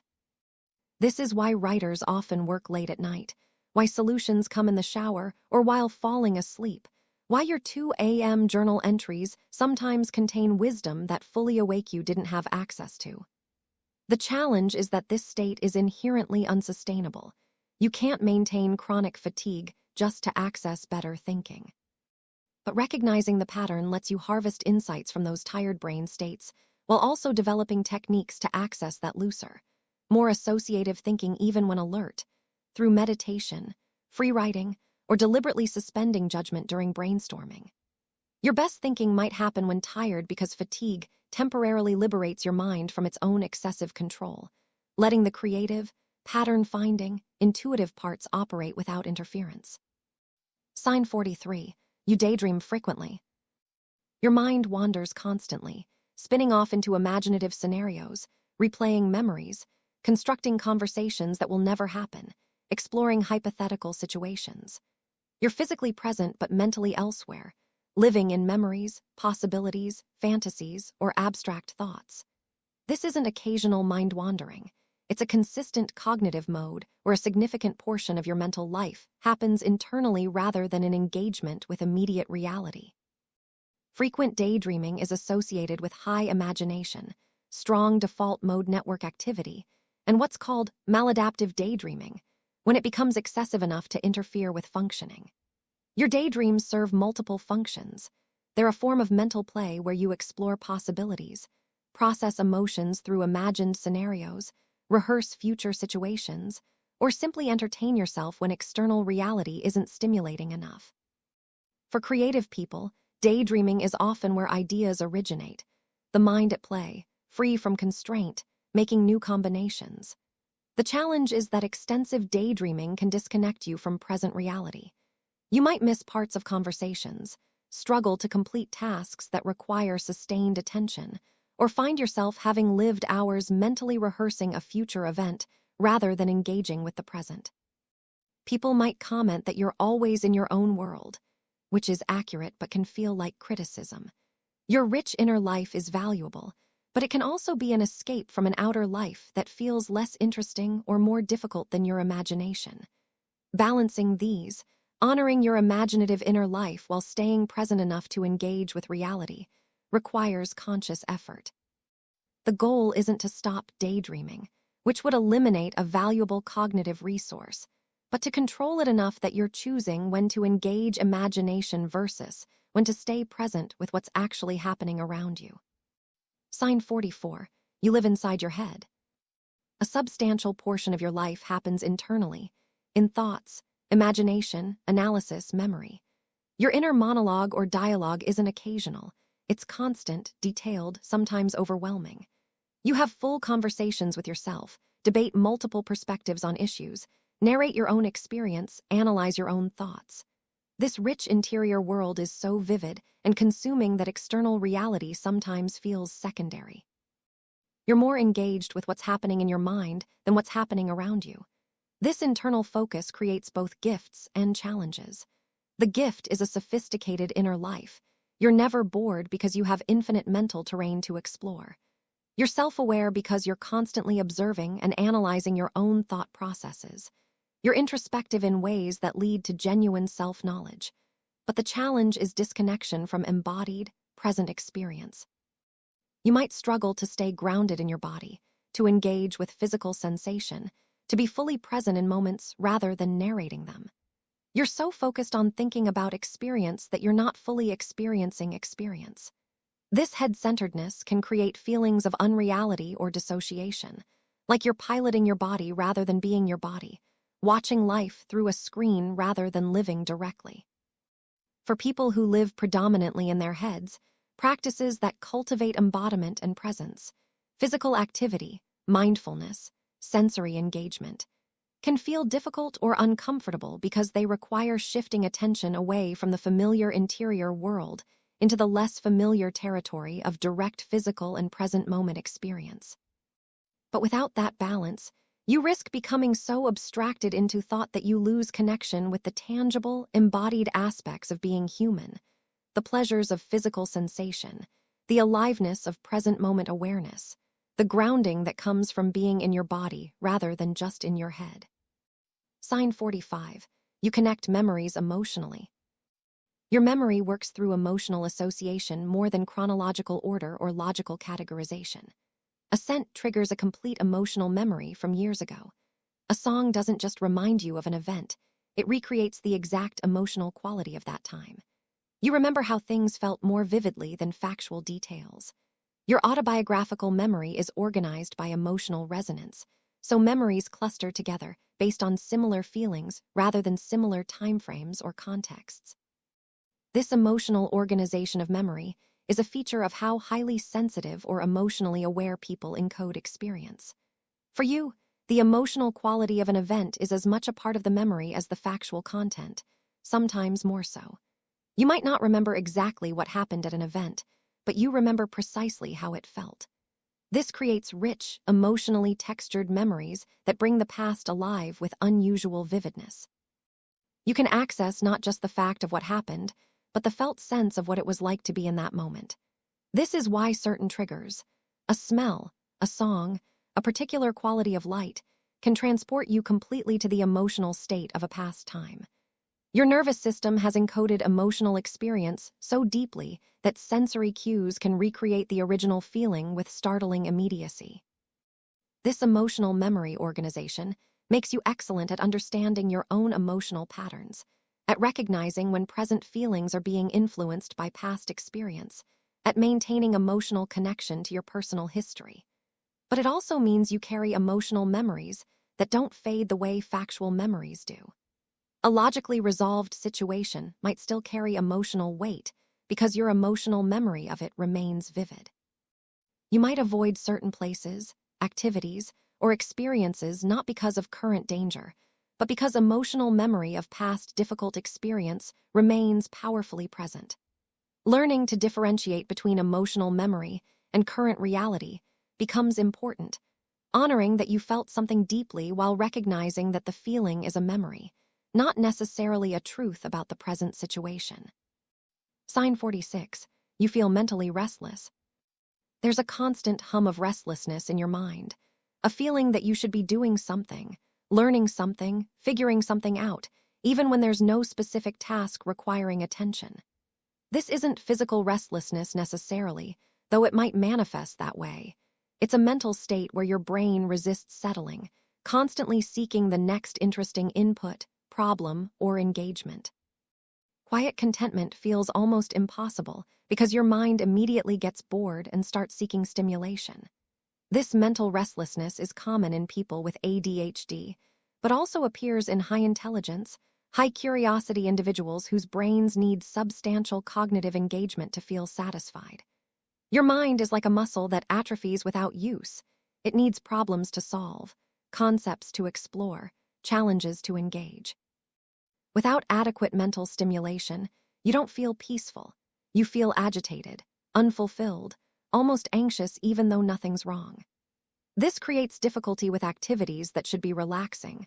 Watching simple entertainment feels frustrating because it's not engaging enough. Meditation feels impossible because your mind won't quiet. Vacations feel vaguely unsatisfying because you're not learning or building anything. You need productivity or intellectual engagement to feel okay, which can make truly resting difficult. The challenge is finding balance between honoring your need for mental engagement and avoiding burnout from never allowing your mind to actually rest. This might mean redefining what rest looks like for your particular brain. Perhaps rest is reading something interesting rather than watching TV. Perhaps it's learning something new in a low-pressure way rather than forcing yourself to do nothing. Perhaps it's engaging in mentally stimulating hobbies rather than conventional relaxation. The goal isn't to eliminate mental restlessness, but to channel it productively while also building capacity for occasional stillness, recognizing that your brain's need for engagement is legitimate and doesn't have to be pathologized as inability to relax. It's just how your particular cognitive system maintains its sense of well-being. Sign 47. You struggle with routine. Predictable schedules feel suffocating rather than comforting. Doing the same thing at the same time in the same way makes you feel trapped, automated, like you're dying a slow death of repetition. You understand intellectually that routines create efficiency and stability, but emotionally, they feel like constraints on your freedom and authenticity. Your brain rebels against structure that feels imposed rather than chosen, against predictability that eliminates novelty and discovery. This struggle with routine often connects to high novelty seeking, low conscientiousness, or ADHD traits where routine maintenance is genuinely difficult for your particular neurological wiring. Your brain doesn't reward consistent behavior the way some people's do. The comfort others find in routine feels like boredom or constraint to you. You might start routines with good intentions, but abandon them when they start feeling mechanical.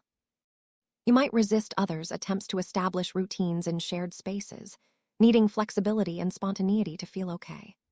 The world values routine and consistency, presenting them as marks of maturity and success, which makes your resistance to them feel like a personal failing.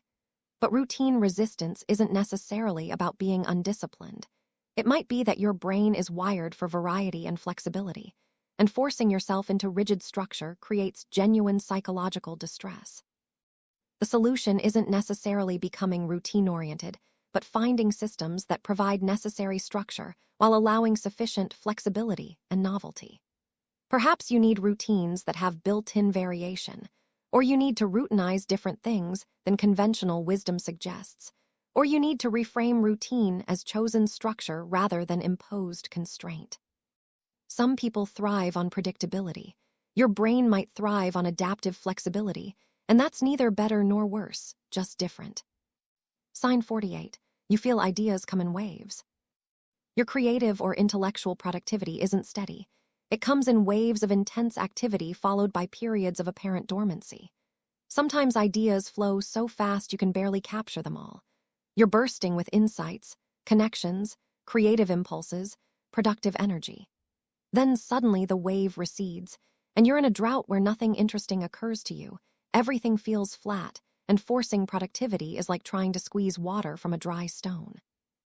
This wave-like creative pattern is natural for many people, but particularly pronounced for those with mood variability, cyclical energy patterns, or creative temperaments. Your brain's creative and productive capacities aren't constant. They flux based on numerous factors including sleep, stress, stimulation, hormonal cycles, and simply the natural rhythm of creative work, which includes periods of input and incubation between periods of output.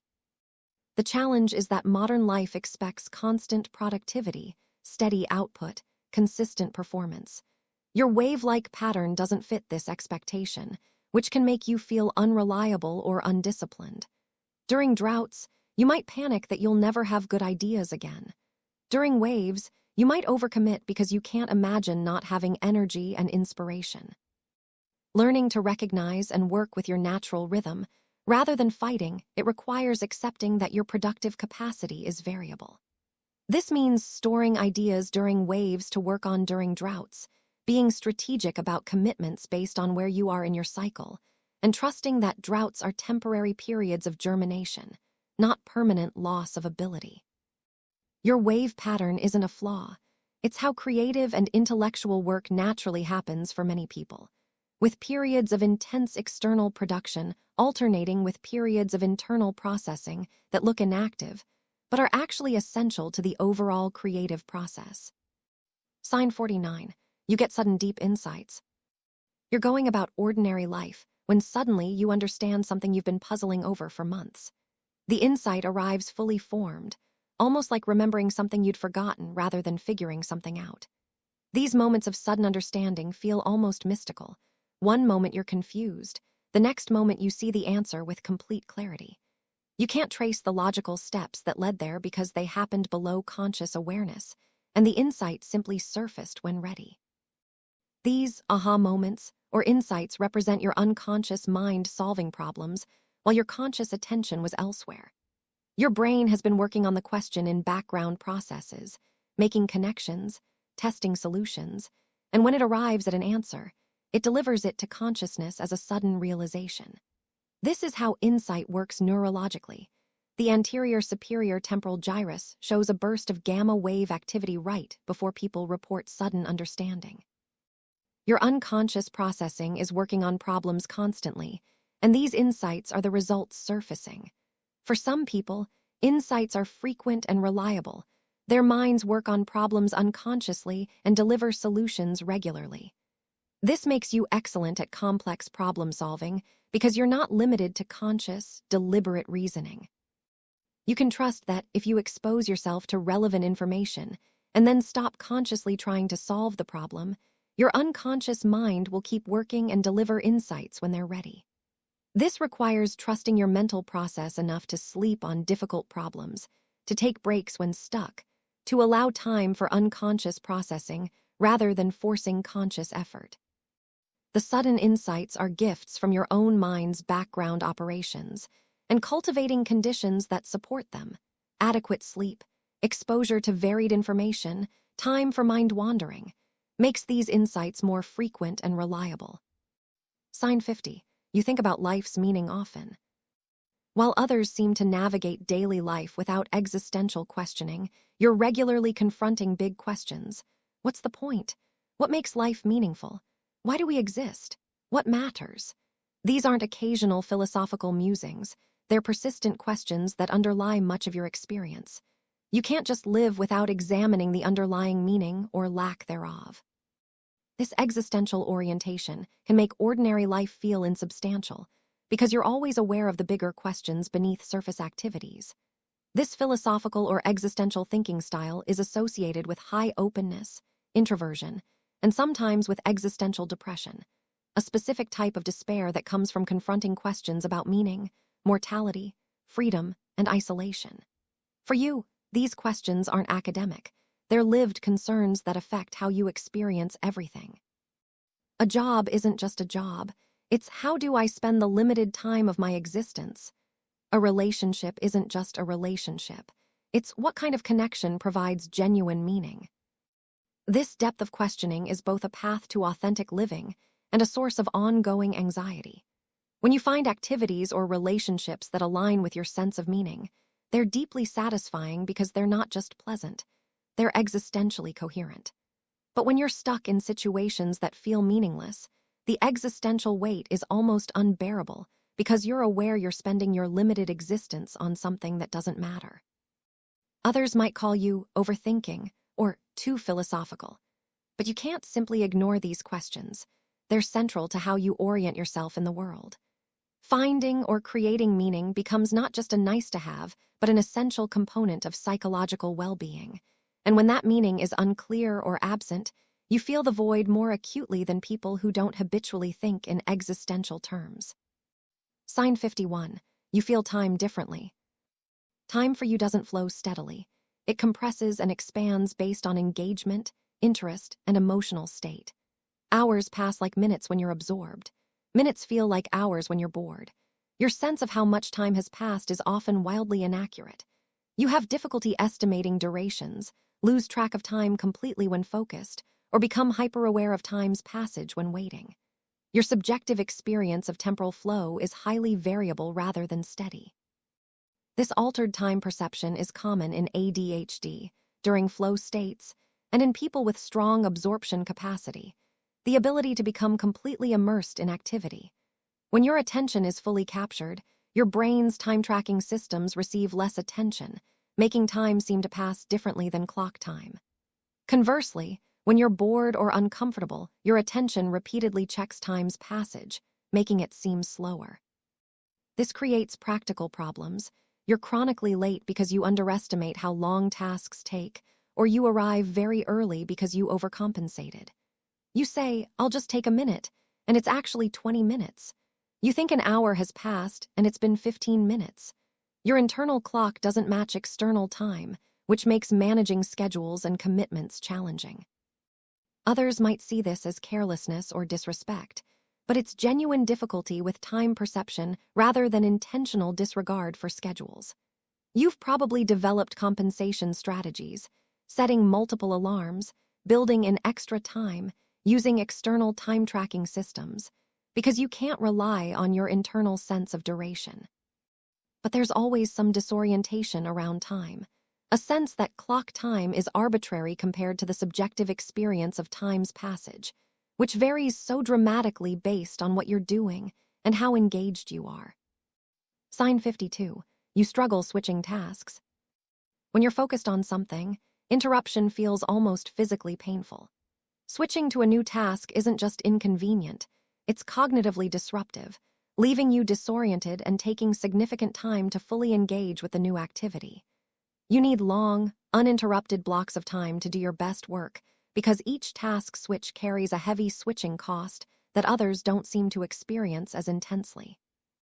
This difficulty with task switching relates to what psychologists call cognitive flexibility and executive function, mental systems that allow smooth transitions between different activities or mental states.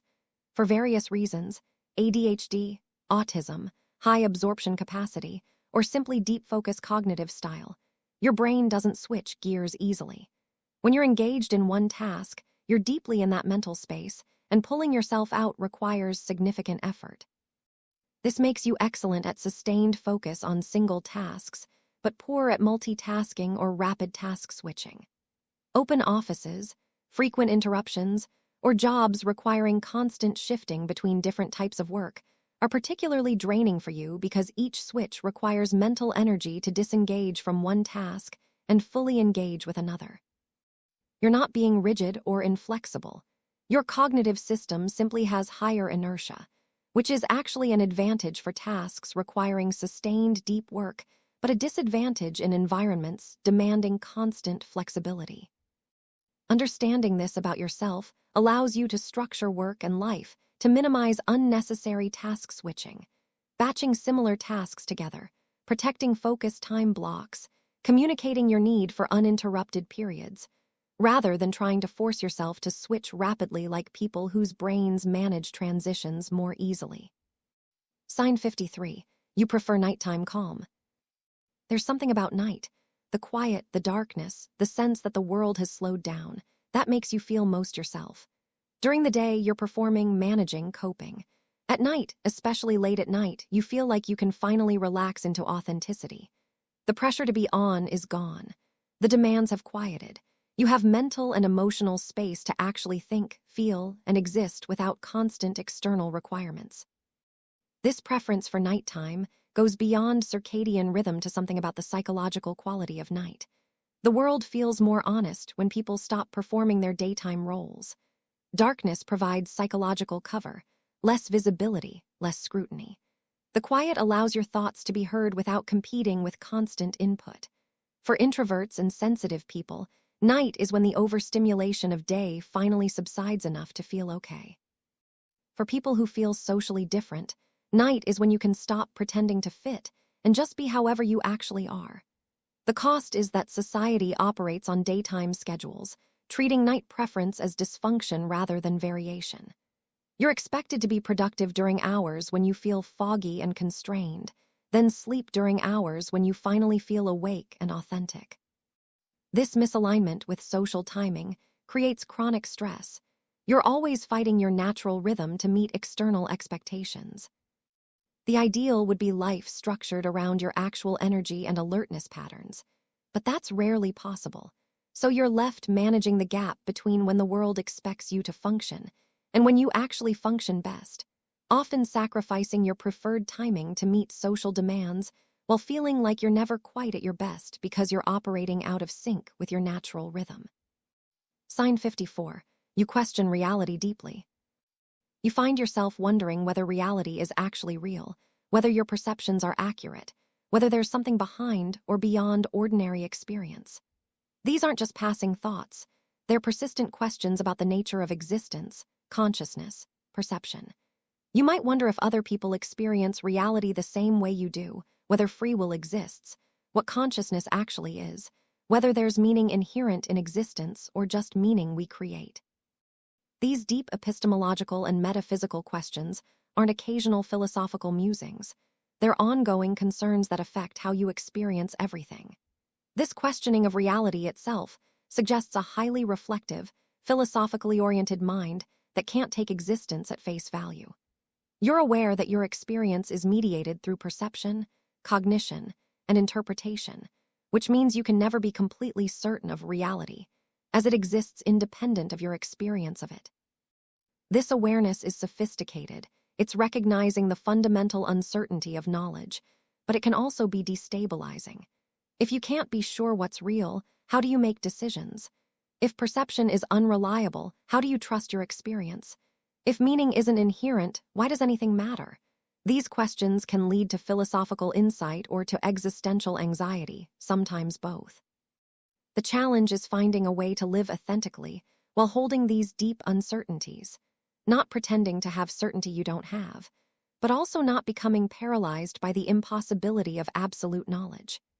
Most people navigate life without confronting these questions regularly, which allows them a kind of stability that feels unavailable to you because you can't unfocus on the deep uncertainty underlying everything. You're aware of the constructed nature of reality, the limitations of perception, the impossibility of certain knowledge, And that awareness is both a curse of destabilization and a gift of seeing more deeply into the nature of existence than comfortable certainty allows. Sign 55. You feel ideas more than words. Your thoughts often exist as wordless understanding. You know what you mean before you have language for it. You grasp concepts holistically, as complete patterns or feelings, and translating them into words is a secondary step that sometimes fails entirely. You might say, I can't explain it, but I understand it, which sounds contradictory, but is exactly your experience. Complete understanding in nonverbal form that resists linguistic translation. This prelinguistic or nonlinguistic thought is more common than people realize, but for you it's the primary mode, with words being tools you use to communicate what you've already understood in another form entirely. This creates the frustrating experience of knowing something completely, but being unable to articulate it satisfactorily. You understand a complex concept in a moment of intuitive grasping, but when you try to explain, words feel inadequate, leaving you either over-explaining or under-explaining, neither of which captures what you actually understand. This is particularly challenging in educational or professional settings that demand verbal articulation. You might understand material more deeply than people who can explain it better, but because you struggle to put your understanding into words, your comprehension isn't recognized or valued. This nonverbal understanding is actually a sophisticated form of cognition. You're grasping relational patterns, emotional tones, systemic structures that are difficult or impossible to fully express in linear language. The challenge is that the world runs on words, so you need to develop facility with translation from your natural understanding format into linguistic form, essentially learning to be bilingual between your nonverbal comprehension and the verbal communication others use. But there's always something lost in translation, a richness in your original understanding that words flatten or fragment, leaving you with the perpetual feeling that you understand more than you can express. Sign 56. You notice psychological patterns in people. You see beneath surface behavior to underlying patterns that explain why people do what they do. You recognize defense mechanisms, attachment styles, trauma responses, motivational structures. You intuitively understand that someone's anger is covering hurt, that their excessive independence stems from fear of vulnerability, that their people-pleasing masks resentment. You read people psychologically, seeing patterns they're often not aware of themselves.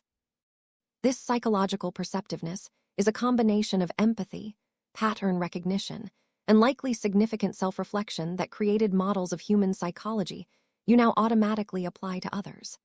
You've done the work to understand yourself psychologically, which gave you frameworks that apply to understanding others. This makes you excellent at helping people, at seeing through social performance to genuine emotional needs, at understanding why people are stuck in patterns they can't seem to break. But it also creates loneliness, because you see people's defenses and patterns when they believe they're presenting their authentic selves. You're aware of the gap between who people think they are and the psychological patterns actually driving them. This can make relationships feel superficial when you're seeing someone's psychological structure while they're only showing surface personality. It can also make you feel burdened by unwanted insight. Sometimes you'd rather not understand why someone behaves as they do, because that understanding creates empathy even when you'd prefer to be angry. This psychological perception isn't something you can turn off. Once you see the patterns, they're obvious, and you can't pretend not to notice them. Learning to hold this awareness lightly, to not feel responsible for fixing everyone, to let people remain unaware of their own patterns unless they specifically ask for that insight. These become necessary boundaries for maintaining your own peace while possessing uncomfortable clarity about human psychological functioning. Sign 57. You feel misunderstood by society. Beyond feeling misunderstood by individuals, you feel fundamentally misaligned with societal values, structures, and expectations. The way society organizes work, relationships, success, normalcy, none of it quite fits how you actually function or what you actually value. You're not trying to be contrarian. You genuinely don't understand why society prioritizes what it prioritizes, why conventional life paths are considered default, why questioning the status quo is treated as problematic.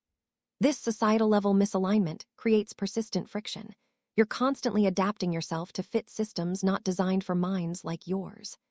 Educational systems reward skills you're not naturally good at while ignoring or dismissing your actual strengths. Work cultures demand consistent 9-to-5 productivity when your energy and focus are naturally variable. Social expectations assume neurotypical social styles, making your differences seem like deficits. Success is defined by metrics that don't align with what you actually find meaningful. This isn't just frustration, it's the exhaustion of constant misfit, of always having to translate yourself to function in structures built for different minds. The tragic part is internalizing this misfit as personal failure, rather than recognizing it as a legitimate mismatch between your neurology and societal structures that were designed without consideration for minds like yours. Finding communities, careers, or lifestyles that better match your actual functioning feels like finally being able to breathe after years of suffocation. You weren't failing to adapt to reasonable expectations. You were trying to force yourself to fit structures that weren't designed for your type of mind. And the persistent struggle wasn't your inadequacy, but the system's lack of accommodation for natural human variation. Sign 58. You crave mental stimulation. Boredom for you isn't just unpleasant, it's almost intolerable. Your mind needs constant engagement, interesting input, problems to solve. Without adequate mental stimulation, you feel agitated, restless, almost desperate for something, anything interesting to think about. This need is so fundamental that you'll create problems to solve or questions to investigate just to give your mind something to work on. This hunger for mental engagement is characteristic of high intelligence, high curiosity individuals whose brains are reward-sensitive to novelty and learning. Your dopamine system responds strongly to new information and intellectual challenge, which means these aren't luxuries for you, they're psychological necessities. When you have adequate mental stimulation, you feel fulfilled, energized, engaged. When you don't, you feel a specific kind of emptiness that nothing else quite fills. This need shapes everything: your career choices, hobbies, relationships, how you spend time. You're drawn to complex fields, challenging problems, partners who are intellectually engaging. You can't maintain interest in work that's intellectually empty no matter how well it pays. You need partners who challenge and stimulate your thinking. Simple entertainment bores you almost immediately. The challenge is that high stimulation needs can make you seem restless, unfocused, never satisfied. You might abandon projects once they stop being challenging, move between interests rapidly, or seem unable to be content with what you have. But this isn't deficient gratitude. It's that your brain has high stimulation needs that routine, simple, or repetitive activities simply cannot meet. Finding sustainable ways to feed this need. Careers with built-in variety and challenge, hobbies that scale in complexity, relationships with continuous growth, becomes essential for maintaining well-being. Because for your particular brain, mental stimulation isn't optional or superficial. It's as necessary as food, sleep, or connection for maintaining baseline functionality and satisfaction. Sign 59. You feel too aware sometimes. You're conscious of things others don't notice or don't think about. The mortality underlying every moment, the constructedness of social reality, the arbitrary nature of meaning, the constant change of everything, the performance aspects of identity. This heightened awareness is enlightening, but also exhausting because you can't just live unreflectively. You're always aware of the awareness, watching yourself live even as you're living, conscious of layers of meaning others process automatically or don't notice at all. This meta-awareness or hyper-awareness connects to high metacognition, philosophical orientation, and possibly anxiety or existential concerns. You're operating with less filter between conscious awareness and aspects of existence most people's minds automatically handle in the background. This creates richness. You see nuances, depths, complexities others miss, but also burden. You can't simply be without also being aware of being, which creates a strange distance from immediate experience. Sometimes you wish you could experience life more simply, with less constant awareness of all the layers and implications and meanings. This hyper-awareness is particularly pronounced in moments of should-be-simple pleasure. You're enjoying something but simultaneously aware of enjoying it, which creates distance. You're in a conversation, but aware of the performance aspects of social interaction. You're experiencing an emotion but simultaneously analyzing it. This witnessing consciousness is both a gift of unusual clarity and a barrier to unself-conscious engagement with life. Finding moments of true absorption where awareness quiets, flow states, deep presence, complete engagement, become precious because they're rare breaks from the constant meta-awareness that is your default state. Sign 60. You've always known your brain is different. This isn't something you realized recently. It's a knowledge you've carried as long as you can remember. As a child, you felt different even if you couldn't articulate how. As a teenager, you knew you weren't quite like your peers even when desperately trying to fit in. As an adult, you've stopped being surprised when you discover another way your brain works differently than you assumed was universal. This persistent self-knowledge of difference is both isolating and orienting. Isolating because feeling different is lonely, especially when you can't fully explain the difference. Orienting because recognizing your difference helps you understand your struggles and strengths.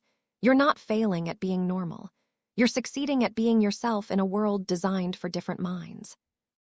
This awareness has probably prompted a lifetime of trying to understand yourself, reading psychology, seeking diagnosis, taking personality assessments, researching neurodivergence, searching for frameworks that explain what you've always felt. Each discovery that matches your experience brings relief. You're not alone. You're not broken. Others experience this too. There's language for what you've always known. The journey isn't about becoming different. You've always been different, but about accepting that difference, understanding it, and building a life that works for your actual brain rather than constantly trying to force yourself to function like brains that work differently than yours. This self-knowledge is valuable. It's the foundation for self-acceptance, for finding your people, for making choices aligned with your actual needs rather than who you think you should be. You've always known your brain works differently. Now perhaps you can honor that difference rather than treating it as something to fix, recognizing that different isn't deficient. It's just different, with its own challenges and gifts that are valid precisely because they're authentically yours. Closing. If you've recognized yourself in these signs, some, many, or all of them, you're not alone. Millions of people have brains that work differently than the supposed normal, and that difference isn't a defect. It's variation. It's how human brains naturally distribute across a wide spectrum of ways of being. Your struggles are real, the exhaustion, the misunderstanding, the constant adaptation to systems not designed for you.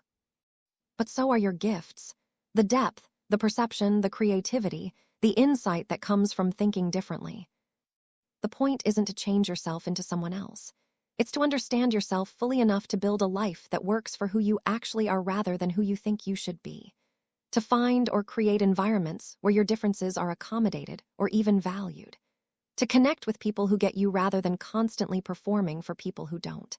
To stop apologizing for needing what you need and start honoring that your brain, exactly as it is valid.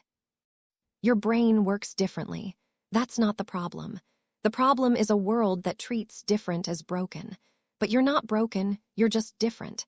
And different is exactly what the world needs, even when it doesn't know how to make space for it yet.